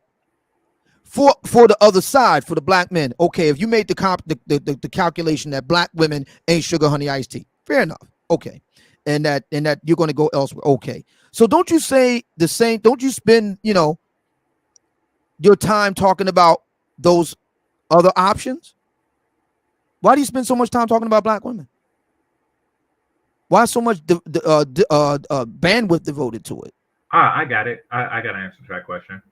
I think that the men who do that are here to expose indigenous TV. You cutting it close. Don't say some shit that I didn't say.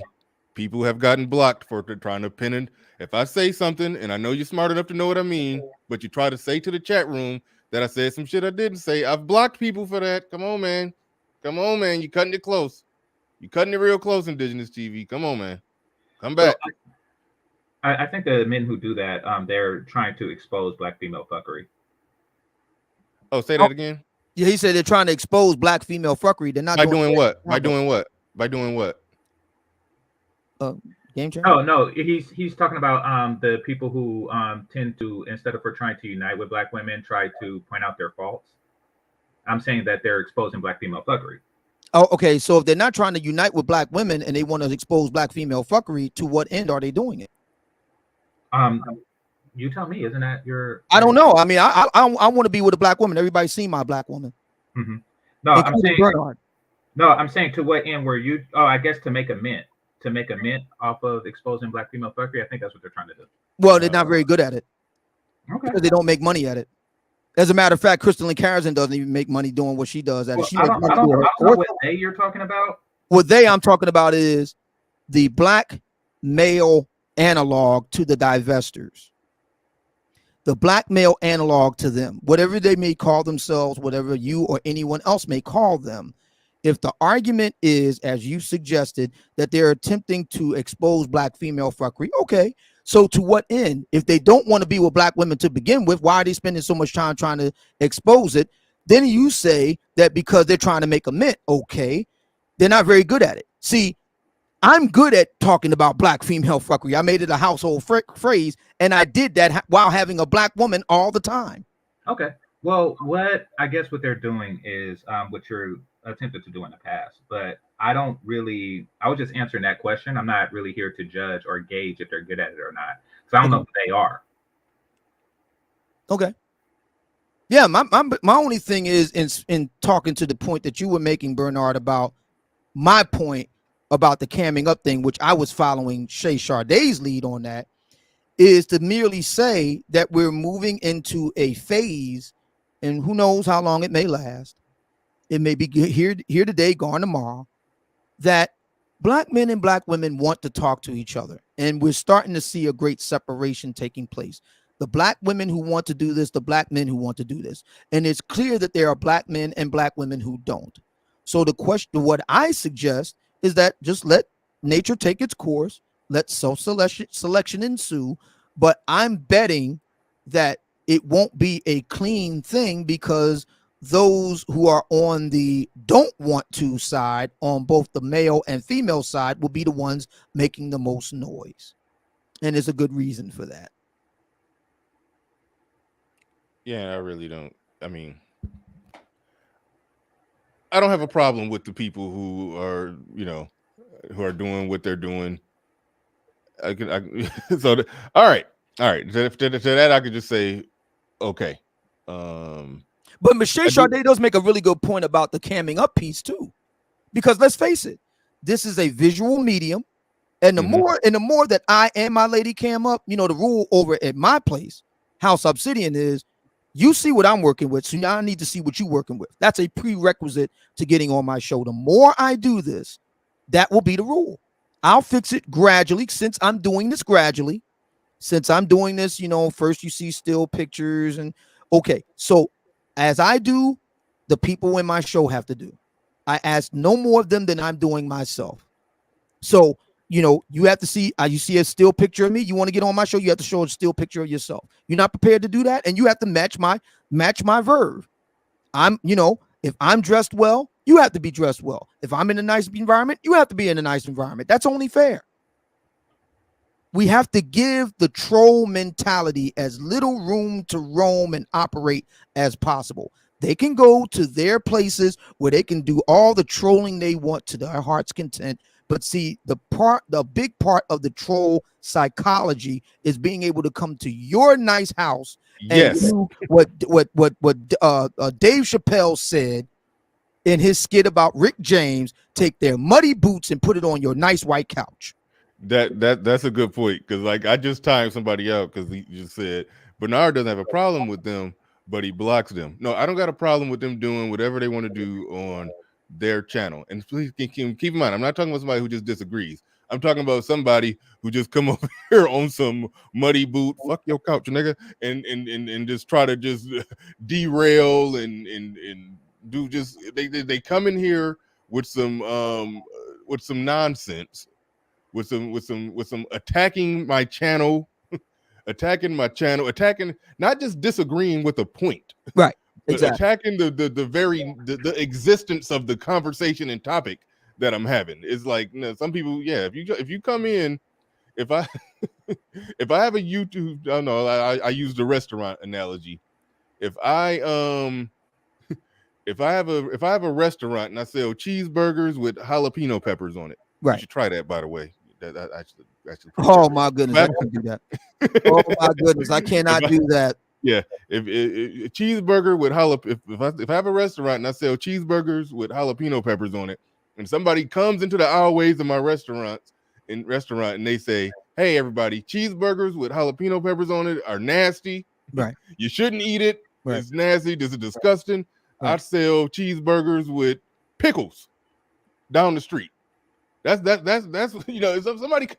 How long can somebody come in your restaurant doing that before they get put out? Right. I mean, exactly. So that's where I'm at. I don't got no problem with the person who sells cheeseburgers with pickles, as long as they ain't talking about it in your establishment. You just can't come in my restaurant to sell cheeseburgers with jalapeno peppers, trying to get people to not eat exactly. Not. Yeah, it's like, and see what that means is. And see what that means is that these are people that are high in disagreeableness, high in antisocial behavior. They flout the rules. Let them go and be antisocial among each other, and they can be as antisocial as they want, men and women alike. But do we honestly believe that we're going to see an ordered society among them? That we're going to see, you know, black men and black women getting along among them? That we're actually going to see building and all the rest of it going among with black men and black women, with that being the default setting of behavior? Do we honestly believe that? That there's absolutely no difference between them and the black people who do want to be together, do want to, you know, cooperate, etc., so forth. That there's absolutely no difference in outcomes. Do we honestly believe that? No. And they know it too. In a very real sense, there's a parasitic relationship going on here. In a very real sense. And the other piece with the camming up, starting with the ladies first. Again, this isn't true for all of them, but it is true for a lot. A lot of the ladies hide because they have a good reason to hide. They're not attractive. The question is, what are they going to do about it? You cannot blame all men for the reason why you're not attractive, ladies. Instead of being angry with men, take accountability. Be nicer. Be more submissive and feminine. Lose the weight. Learn how to beautify yourself. Take a trip down to Sephora. Hire Kevin instead of hating on him. Well, maybe you need to hire him for a consultation. Learn about your body type. What works best with you, not against you. Consider, you know, if you've had one too many tattoos that are not flattering, consider getting them removed. You know, and so on. You cannot be mad at black men as a class because they don't find you attractive. That's a bad road to go down. If none of the men are, especially, and let's be honest here, because this is how black women do it because of hypergamy. Hypergamy is not a curse word. Hypergamy is not profanity. Profanity is not a bad word. If the better off men that you naturally desire ain't checking for you, they're right not to do that. They're right, you're wrong. The better off men have every right to desire a better off woman. There's nothing wrong with that. If they're not checking for you, it's a good reason for that. They're right, you're wrong. Simple. It's very simple. There's a reason why you don't want to cam up. You know what that reason is. You need to do something about it. Instead of being angry, do something about it. Take personal responsibility. Grow up. For far too long, black women for whom it applies have been left to be an enfant terrible. And we don't have anybody on either side, black male or black female, to tell black women this. For the black women like a Brittany Renner, who are beautiful. Because not all black women are this way. They're beautiful on the outside, but ugly on the inside. Brothers are right about Brittany Renner, but they're wrong about the reason. The issue isn't PJ Washington. The issue isn't her being some kind of sexual predator. No. The issue is that she has a deep character flaw that leads her to be indiscreet. No man wants their intimate business put out in the street that they do with a woman, whether they're Cam Newton or Cam Williams on the corner. No man wants his business out in the street. No man wants an indiscreet woman. And Brittany Renner is not only indiscreet, but then she's going to double down on her being indiscreet and be defiant about it. No man worth his salt wants to be with a woman like that. And she doesn't even see it. Even when a man in the form of Cam Newton told her to her face that he wouldn't hit her up because he said, I don't want to be in your book, she still tried to defend what she did. Cam Newton is right, Brittany, for not wanting to mess around with you. Cam is right and you're wrong. And women need to be told that. Period.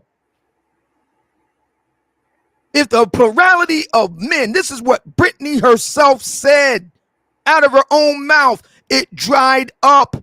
The interest from men dried up.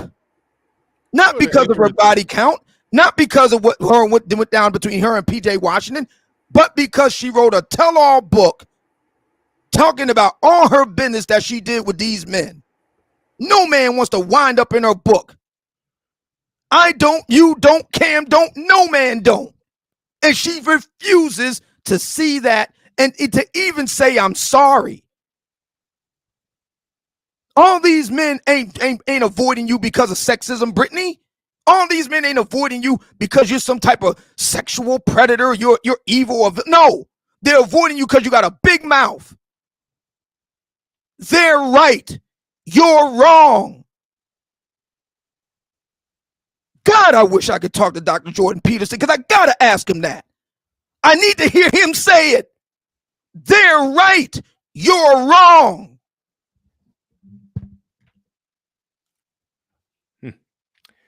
Ace and Spades in the building with the I really don't know what that is, what type of currency that is, but thank you for the super chat. I do appreciate that. He says, I may disagree, but I support. Salute. I appreciate those who support, whether you agree or disagree. I do appreciate you.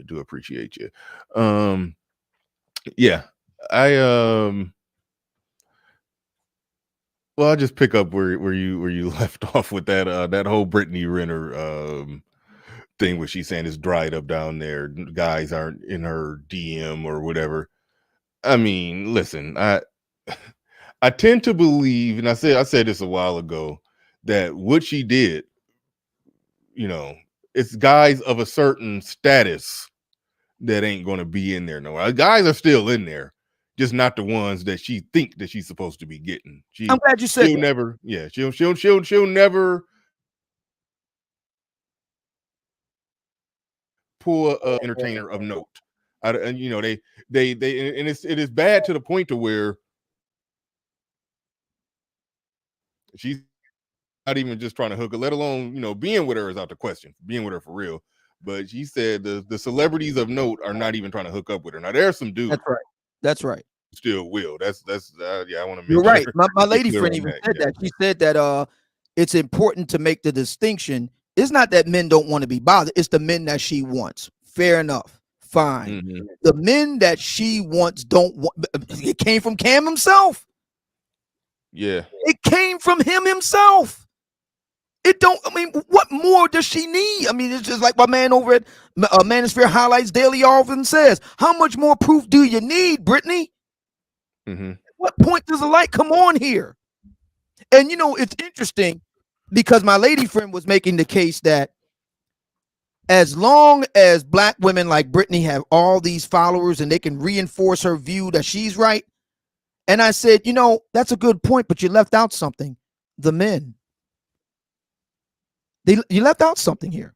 Brittany let something slip, and then we all saw it with Cam backing it up. She said these men that she wants don't want her because of her actions.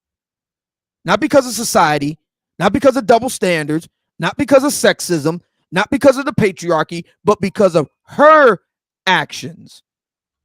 They don't want her. And Cam Newton said, because of your actions, I don't want you either. Not like that. So she's free to believe whatever she want to believe. If there are black women out there that are willing to back up her to her rendition of events, fine. How's that going to work out for her in the next 10 years? She's staring down 30 now. How's it going to work for her when she's 40? So that's something that a lot of black women need to think about. See, loose lips sink ships, even when you're Brittany Renner. That's the lesson, ladies. Loose lips sink ships, even with Brittany Renner. Of black men, of all men, who are known to be hounds when it comes to the ladies. Dogs, ain't that right? We bang anything that moves. No. If you got a big mouth like that, we ain't trying to bang you. Oh, no, we not. We ain't trying to bang you. You got a big mouth. We avoid you like the plague. Don't believe us. 2 words, Brittany Renner. Okay? Pablo in the building. What's going on, Pablo? What you got? What's going on, man? So the men of my ilk,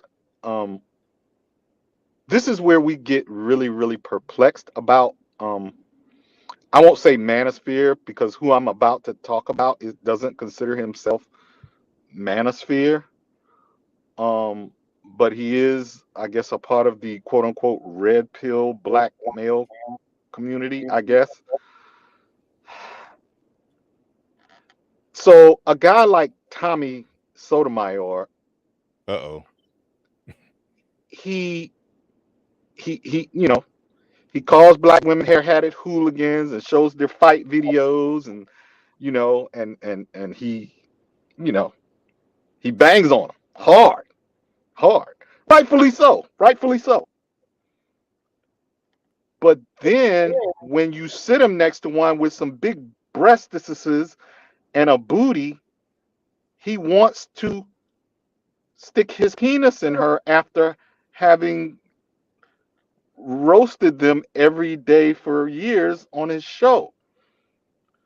If they're so horrible, why do you still want to sleep with them? That's perplexing to guys like myself. What like I don't like those things either, and guess what? I tend not to stick my penis in them or even attempt. And so for me, myself and the Passport Bros, we like, what's the point? What really are we doing here? You just said that they'll attack their BT-1000s or whatever he calls them. You just said they're violent and all that, and sure enough, one showed you that she was, and not a few weeks earlier, you were trying to smut her out. Yeah. Here's the thing with that. And then you knock her up and have a baby with him, and now you angry. Hold on, wait. Are you dignifying I think a recent rumor? We didn't want to do that. Are you talking about? I mean, he got 2 daughters that I know of. I heard somebody. Right. So okay, look. Right. So if that's how you roll, if those the type of women that you into sexing, how can you be mad? You can't be mad. Well, this is in one. I agree with everything that you're saying, but here's the catch. when you said men of your ilk, and you're talking about passport bros, SYSBM, you know, me and Obsidian are not passport bros or SYSBM, but guess what? We agree with you on when it Right. comes to messing with a chick like that. We agree with you. Not Right. it's so funny. I talked about earlier in the show. I understand that a man will have a moment in his life, because I had that moment where I was taking all comers. I've messed with some ratchet chicks, and that it was a period. It was a period in my life where anybody could get it, and that period came and it went. I don't think you should stay in that period for a long time. At some point, you got to have some type of standard of some sort, you know. So, but the thing is, you don't have to be a card carrying SYSBM or passport bros to draw that same conclusion. That chick, as far as I'm concerned, just based off what I saw of her sitting right there, the way she talked, the way she act, everything about her, I'm not going. I'm not. So, so we Yeah, you get no. Yeah, you get no pushback from me on that. No, I agree, and that's why I said of my ilk.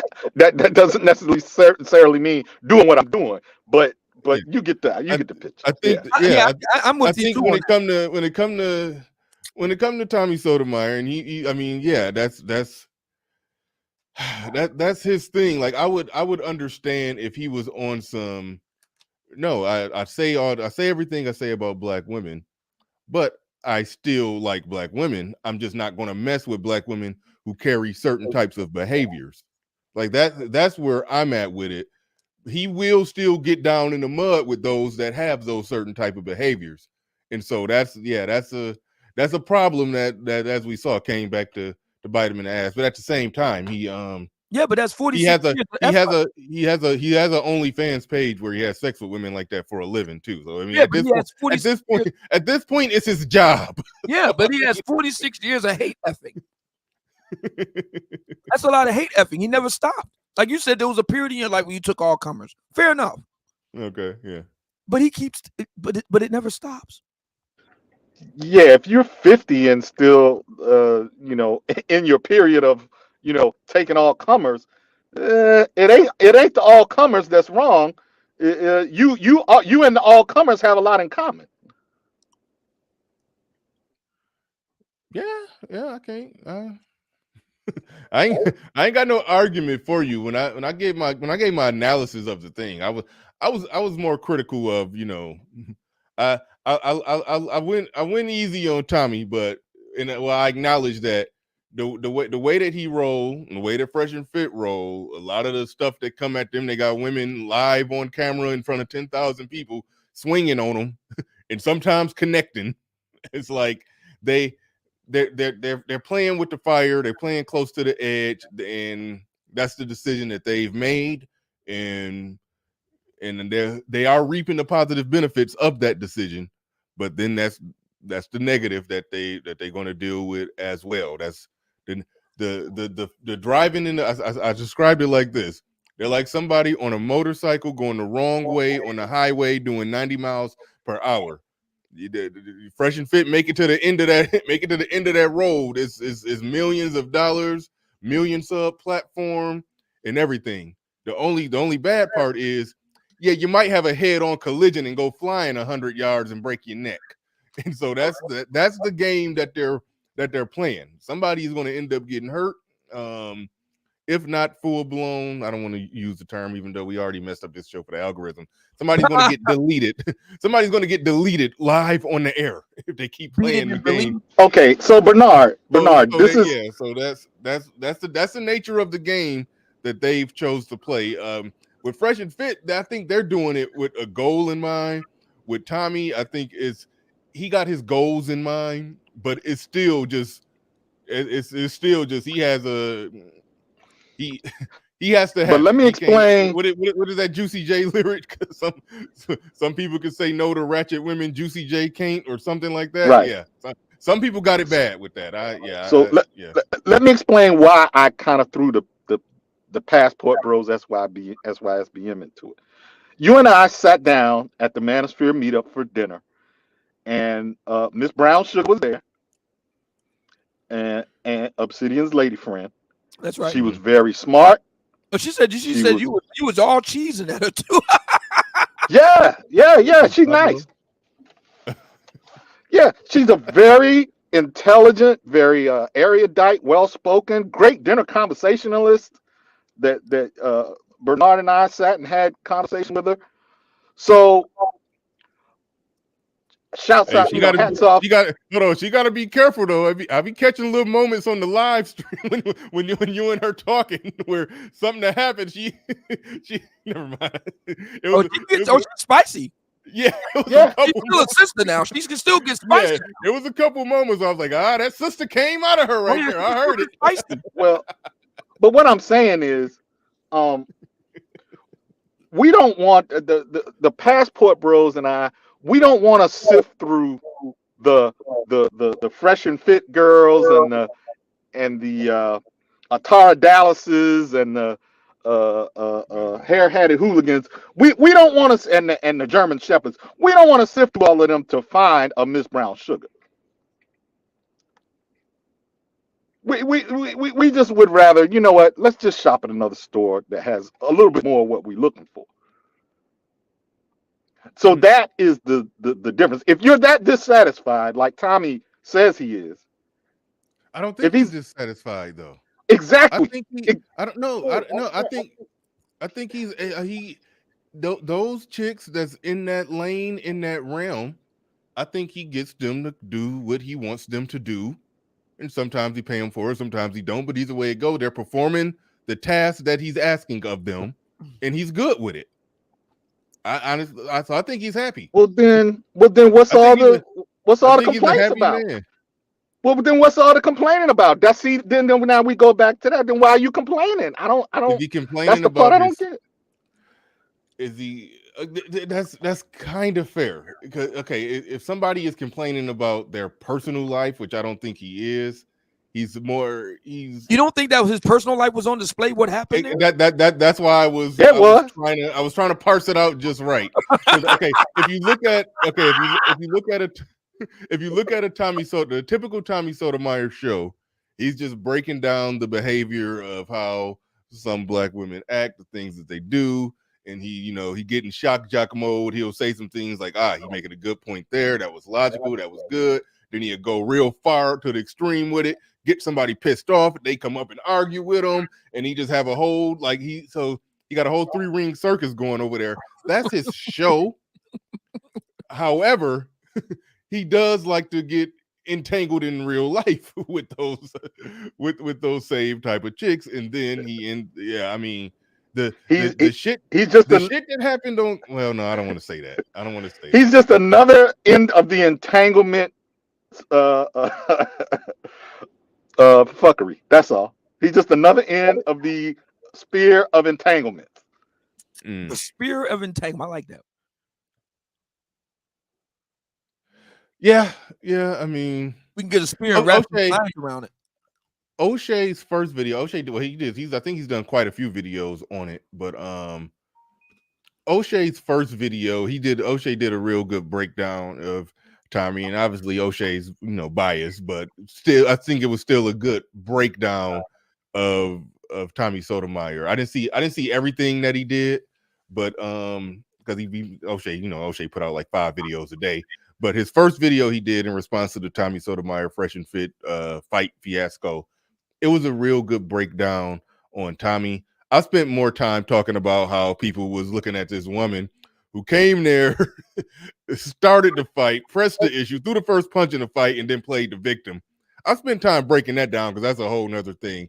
But if you set her to a side, it is a lot you could break down of every decision Tommy Sotomayor made that led to that whole situation evolving and becoming what it was as well. So yeah, that can't be overlooked. That's a factor in the equation. There's no way around that. So yeah, I mean, yeah, I definitely understand where you're coming from. It's yeah. I don't got. All right, man. I'm out of here. I ain't got. No. All right. Appreciate you. I'm more or less with you. I appreciate you coming on up. Hey, I drop Pablo's link in the chat, by the way. RM, I see you right there. Go ahead and drop Pablo's link in the chat. I'd rather you drop that the short pre-recorded clip that I did with Crimson Cure. I do want to get that one more views. Is that the one where she was saying that she gets all these wedding proposals? Yeah, she was saying she gets some. I mean, well, Lil Big Nate brought it up and she concurred. But yeah, she apparently there's guys that are proposing marriage to Crimson Cure. Yeah, on a regular basis. That's what was. Watch the video. I mean, yeah. And the reason why I asked isn't because to take a dig at Kendra D. Kendra D. Actually, the exact opposite. Because let's be fair, fellas. We like to believe that ladies like Miss Brittany Renner, get all the action from the guys, and that's not necessarily true. That's not necessarily true. She's admitted that she ain't getting no action from the guys, and she's expressed on numerous occasions her desire to be married. She gets no action. Miss Kendra D getting all the action. Yes, behavior matters. Yeah, and she pointed out that it be some Muslim brothers who be there. It is who be dead serious. They don't they bought that action. Oh yeah. Mm-hmm. So yeah, that's what yeah. I believe it. But yeah. But yeah. What you eating over there? Pretzel. Pretzels, okay. I'll see if I was gonna catch you eating some ribs. No. I all kind of tore up. Amadi asked, Obsidian, is Tommy's dick game up to your liking? It's not. I'm not the one that he needs to convince. I think it was the lady that was complaining that eventually went upside his head that you need to ask. No, stop. No, we're not doing that. You did make a oh man, Obsidian, you I ain't talking about that. How you say I ain't going? You made an unfortunate comment about other men's swordsmanship. you got to quit doing that to me, man. Actually, I was discussing what you got to say about it. No. You got to stop coming on here. Didn't want to take it there. They didn't want to go over there. Of course, no. They shouldn't have. That was, nobody wanted to go there. I don't know one with the complaint. No, she wouldn't, man. Come on, man. Don't do this to us. Don't do this to us. I just merely provided a book list to help the brothers out. All she was doing was asking weird questions. She was asking a man about another man's.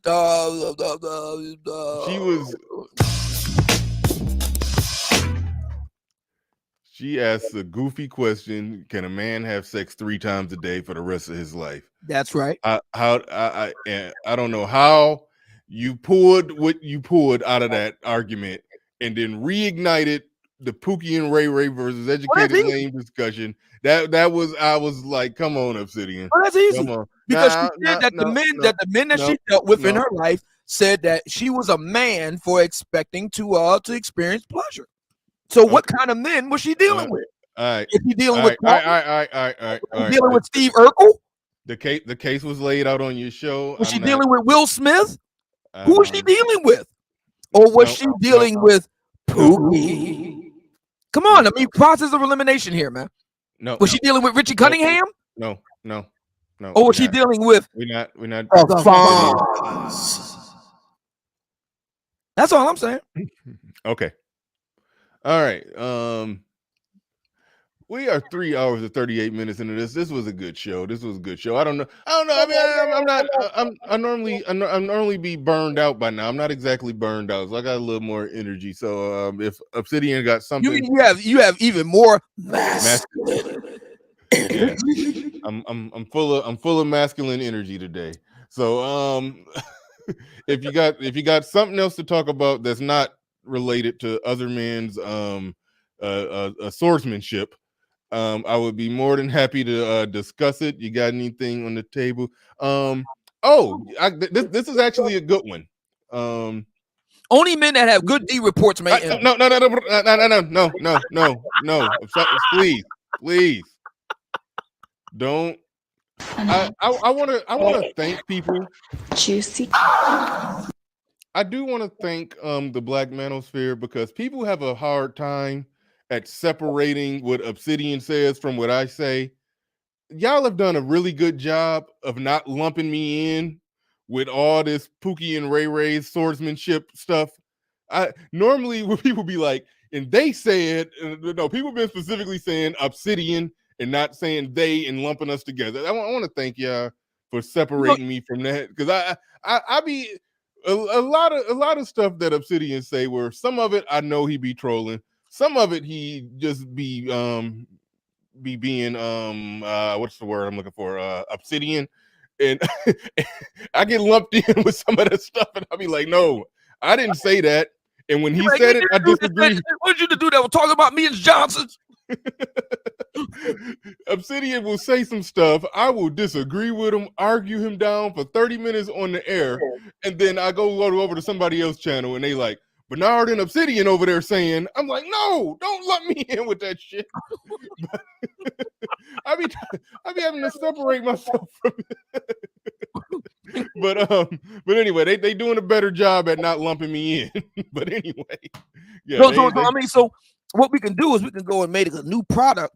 You've heard about the like Dr. Jordan Peterson has his personality report that you can get from his website. You know, your psychological personality report. You can get an astrology report for your horoscope, and we can also get the Pookie and Ray Ray D report. That's right, fellas. We're changing the subject. You have a special algorithm. No. I'm muting you. Okay, this is what I want to move it on to. I think you're doing a show on this today, and this is actually a worthwhile discussion because we talk a lot about people tricking in this space and everything. And I think you got in the title that Pookie and Ray Ray are the biggest tricks. Now, I think that's a worthwhile discussion because something that sort of happened in this space is that, you know, the arguments get out of control and people go too far down rabbit holes and then they lose touch on reality, and then it sort of became a whole thing like hood dudes or street dudes just got it so easy. They get the red carpet rolled out for them. No, they be having problems too with these chicks. You know, the chicks be giving them a hard way to go when they scratching up cars and throwing bricks through car windows and slashing tires. Who they doing that to? Okay, it's hood dudes and street dudes that they doing that too. So that all of a sudden now it just becomes a generic, unknown, unnamed, unidentifiable black male youth. And that interesting. Isn't it interesting that when we have these kind of discussions, all of a sudden all the detail just leaves the building? Now there's just some nondescript black guy. Okay, fair enough. But so I think you're on the verge of something interesting where you said Pookie and Ray Ray's are the biggest tricks or be tricking to or something like that. I don't know where you're going with that, but I think you're doing the live stream on that tonight. So feel free to give the cliff notes. Don't give it all away. I mean, I'm sure you got a 1 hour ranting and raving echo boxing monologue to get out on that, but just give us some of the bullet points of what you're going to be talking about on that. Well, I mean, it's very simple. I mean, and I find it interesting that the incels, the black pillars, and many within the black manosphere who I don't typify as either, have long been making the Chad and Tyrone argument that these guys, they just roll up and it's on. And then we find out that one of the kings of the Tyrones, kings of the Pookies, you know, he's kicking out millions for the ladies. Okay. Millions. Mm-hmm. So clearly their talking point is wrong. Future's right and you're wrong, fellas. And who is Future aligned with? Is Future aligned with Steve Urkel? Is Future aligned with? Why is Steve Urkel in the conversation? That's why not? That's bringing another extreme to an extreme. What about Carlton Banks? Carlton Banks is another extreme. What about Lawrence from Insecure? I haven't seen Insecure, but he may not be. I don't think he's an extreme. From what I understand about him, I think he's more like this. So is Future and Lawrence in the same sentence now? No. Okay, so we know we're not talking about the Lawrence brother. So who are we talking about? That's doing all the tricking, gorilla simping. Not all the tricking. Gorilla tricking. Jurassic World style tricking. Galactus tricking. That, you know what? That's what I'm gonna call it. Galactic. Where's my echo box? Galactus tricking. Yeah. Who's doing it? I'm not in the business of trying to flesh out who's doing the most, but I do think it is a worthwhile discussion that men of all stripes for various different reasons do the same thing. I think that's a fair discussion. I think that's a fair discussion. Yeah. So we got the D report on one side, and we got no, we don't. No, we not. We not talking about. We got Galactus tricking on the other. We not talking about that, man. We got Gojira tricking. Rodan tricking.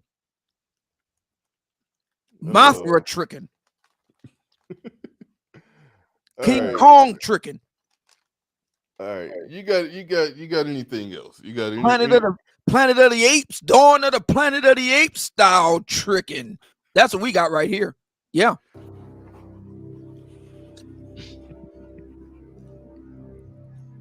Apes do not want war. I guess they don't after that messed up D report they got. All right, and we're gonna wrap the show on up. I'm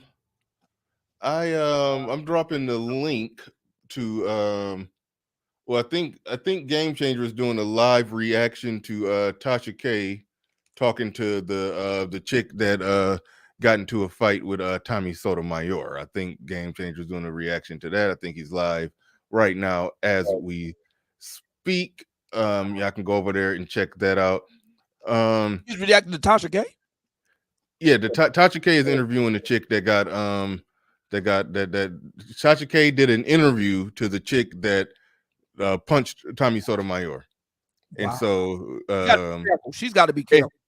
And well, hold on, but no, it's check this out. This is the funny part about it. This is the funny part about it. And real quick, no, I'm not gonna do this. Shit. Okay, here it is. Wait, no, that's not where it is. I want to find the title of Tasha K's video. You won't believe the title. Oh boy. The title of Tasha K's video is Breaking News: Tommy Sotomayor pressed charges on the woman he verbally and physically assaulted. What? See, that's why I couldn't bring myself to criticize Tommy Sotomayor. But anything, you're messing around and go and face another lawsuit if she ain't careful. But see, that's the reason why I couldn't bring myself to criticize Tommy Sotomayor in this whole situation, because that people reacting like that are the reason why I focused on everything the chick did wrong. Because they will spin that to her being the victim. He said that Tommy Sotomayor verbally and physically assaulted. Oh, bullcrap! Like that's why I just can't even. You know, they let her come she's there. Not careful. She's going to mess around and find herself in another lawsuit because that's potential defamation. We all saw what happened on the tape. Clearly, Tommy was attacked. That's not in dispute. My point was that the whole thing could have been avoided and Tommy could have avoided the whole thing. But when he's attacked, no doubt about it. He was attacked. Yeah. No, that's the part of it that just bothers the hell out of me when people report stuff like that. Yeah, it's yeah. But anyway, go could have been avoided by just having, no. Go everybody go check out Game Changer.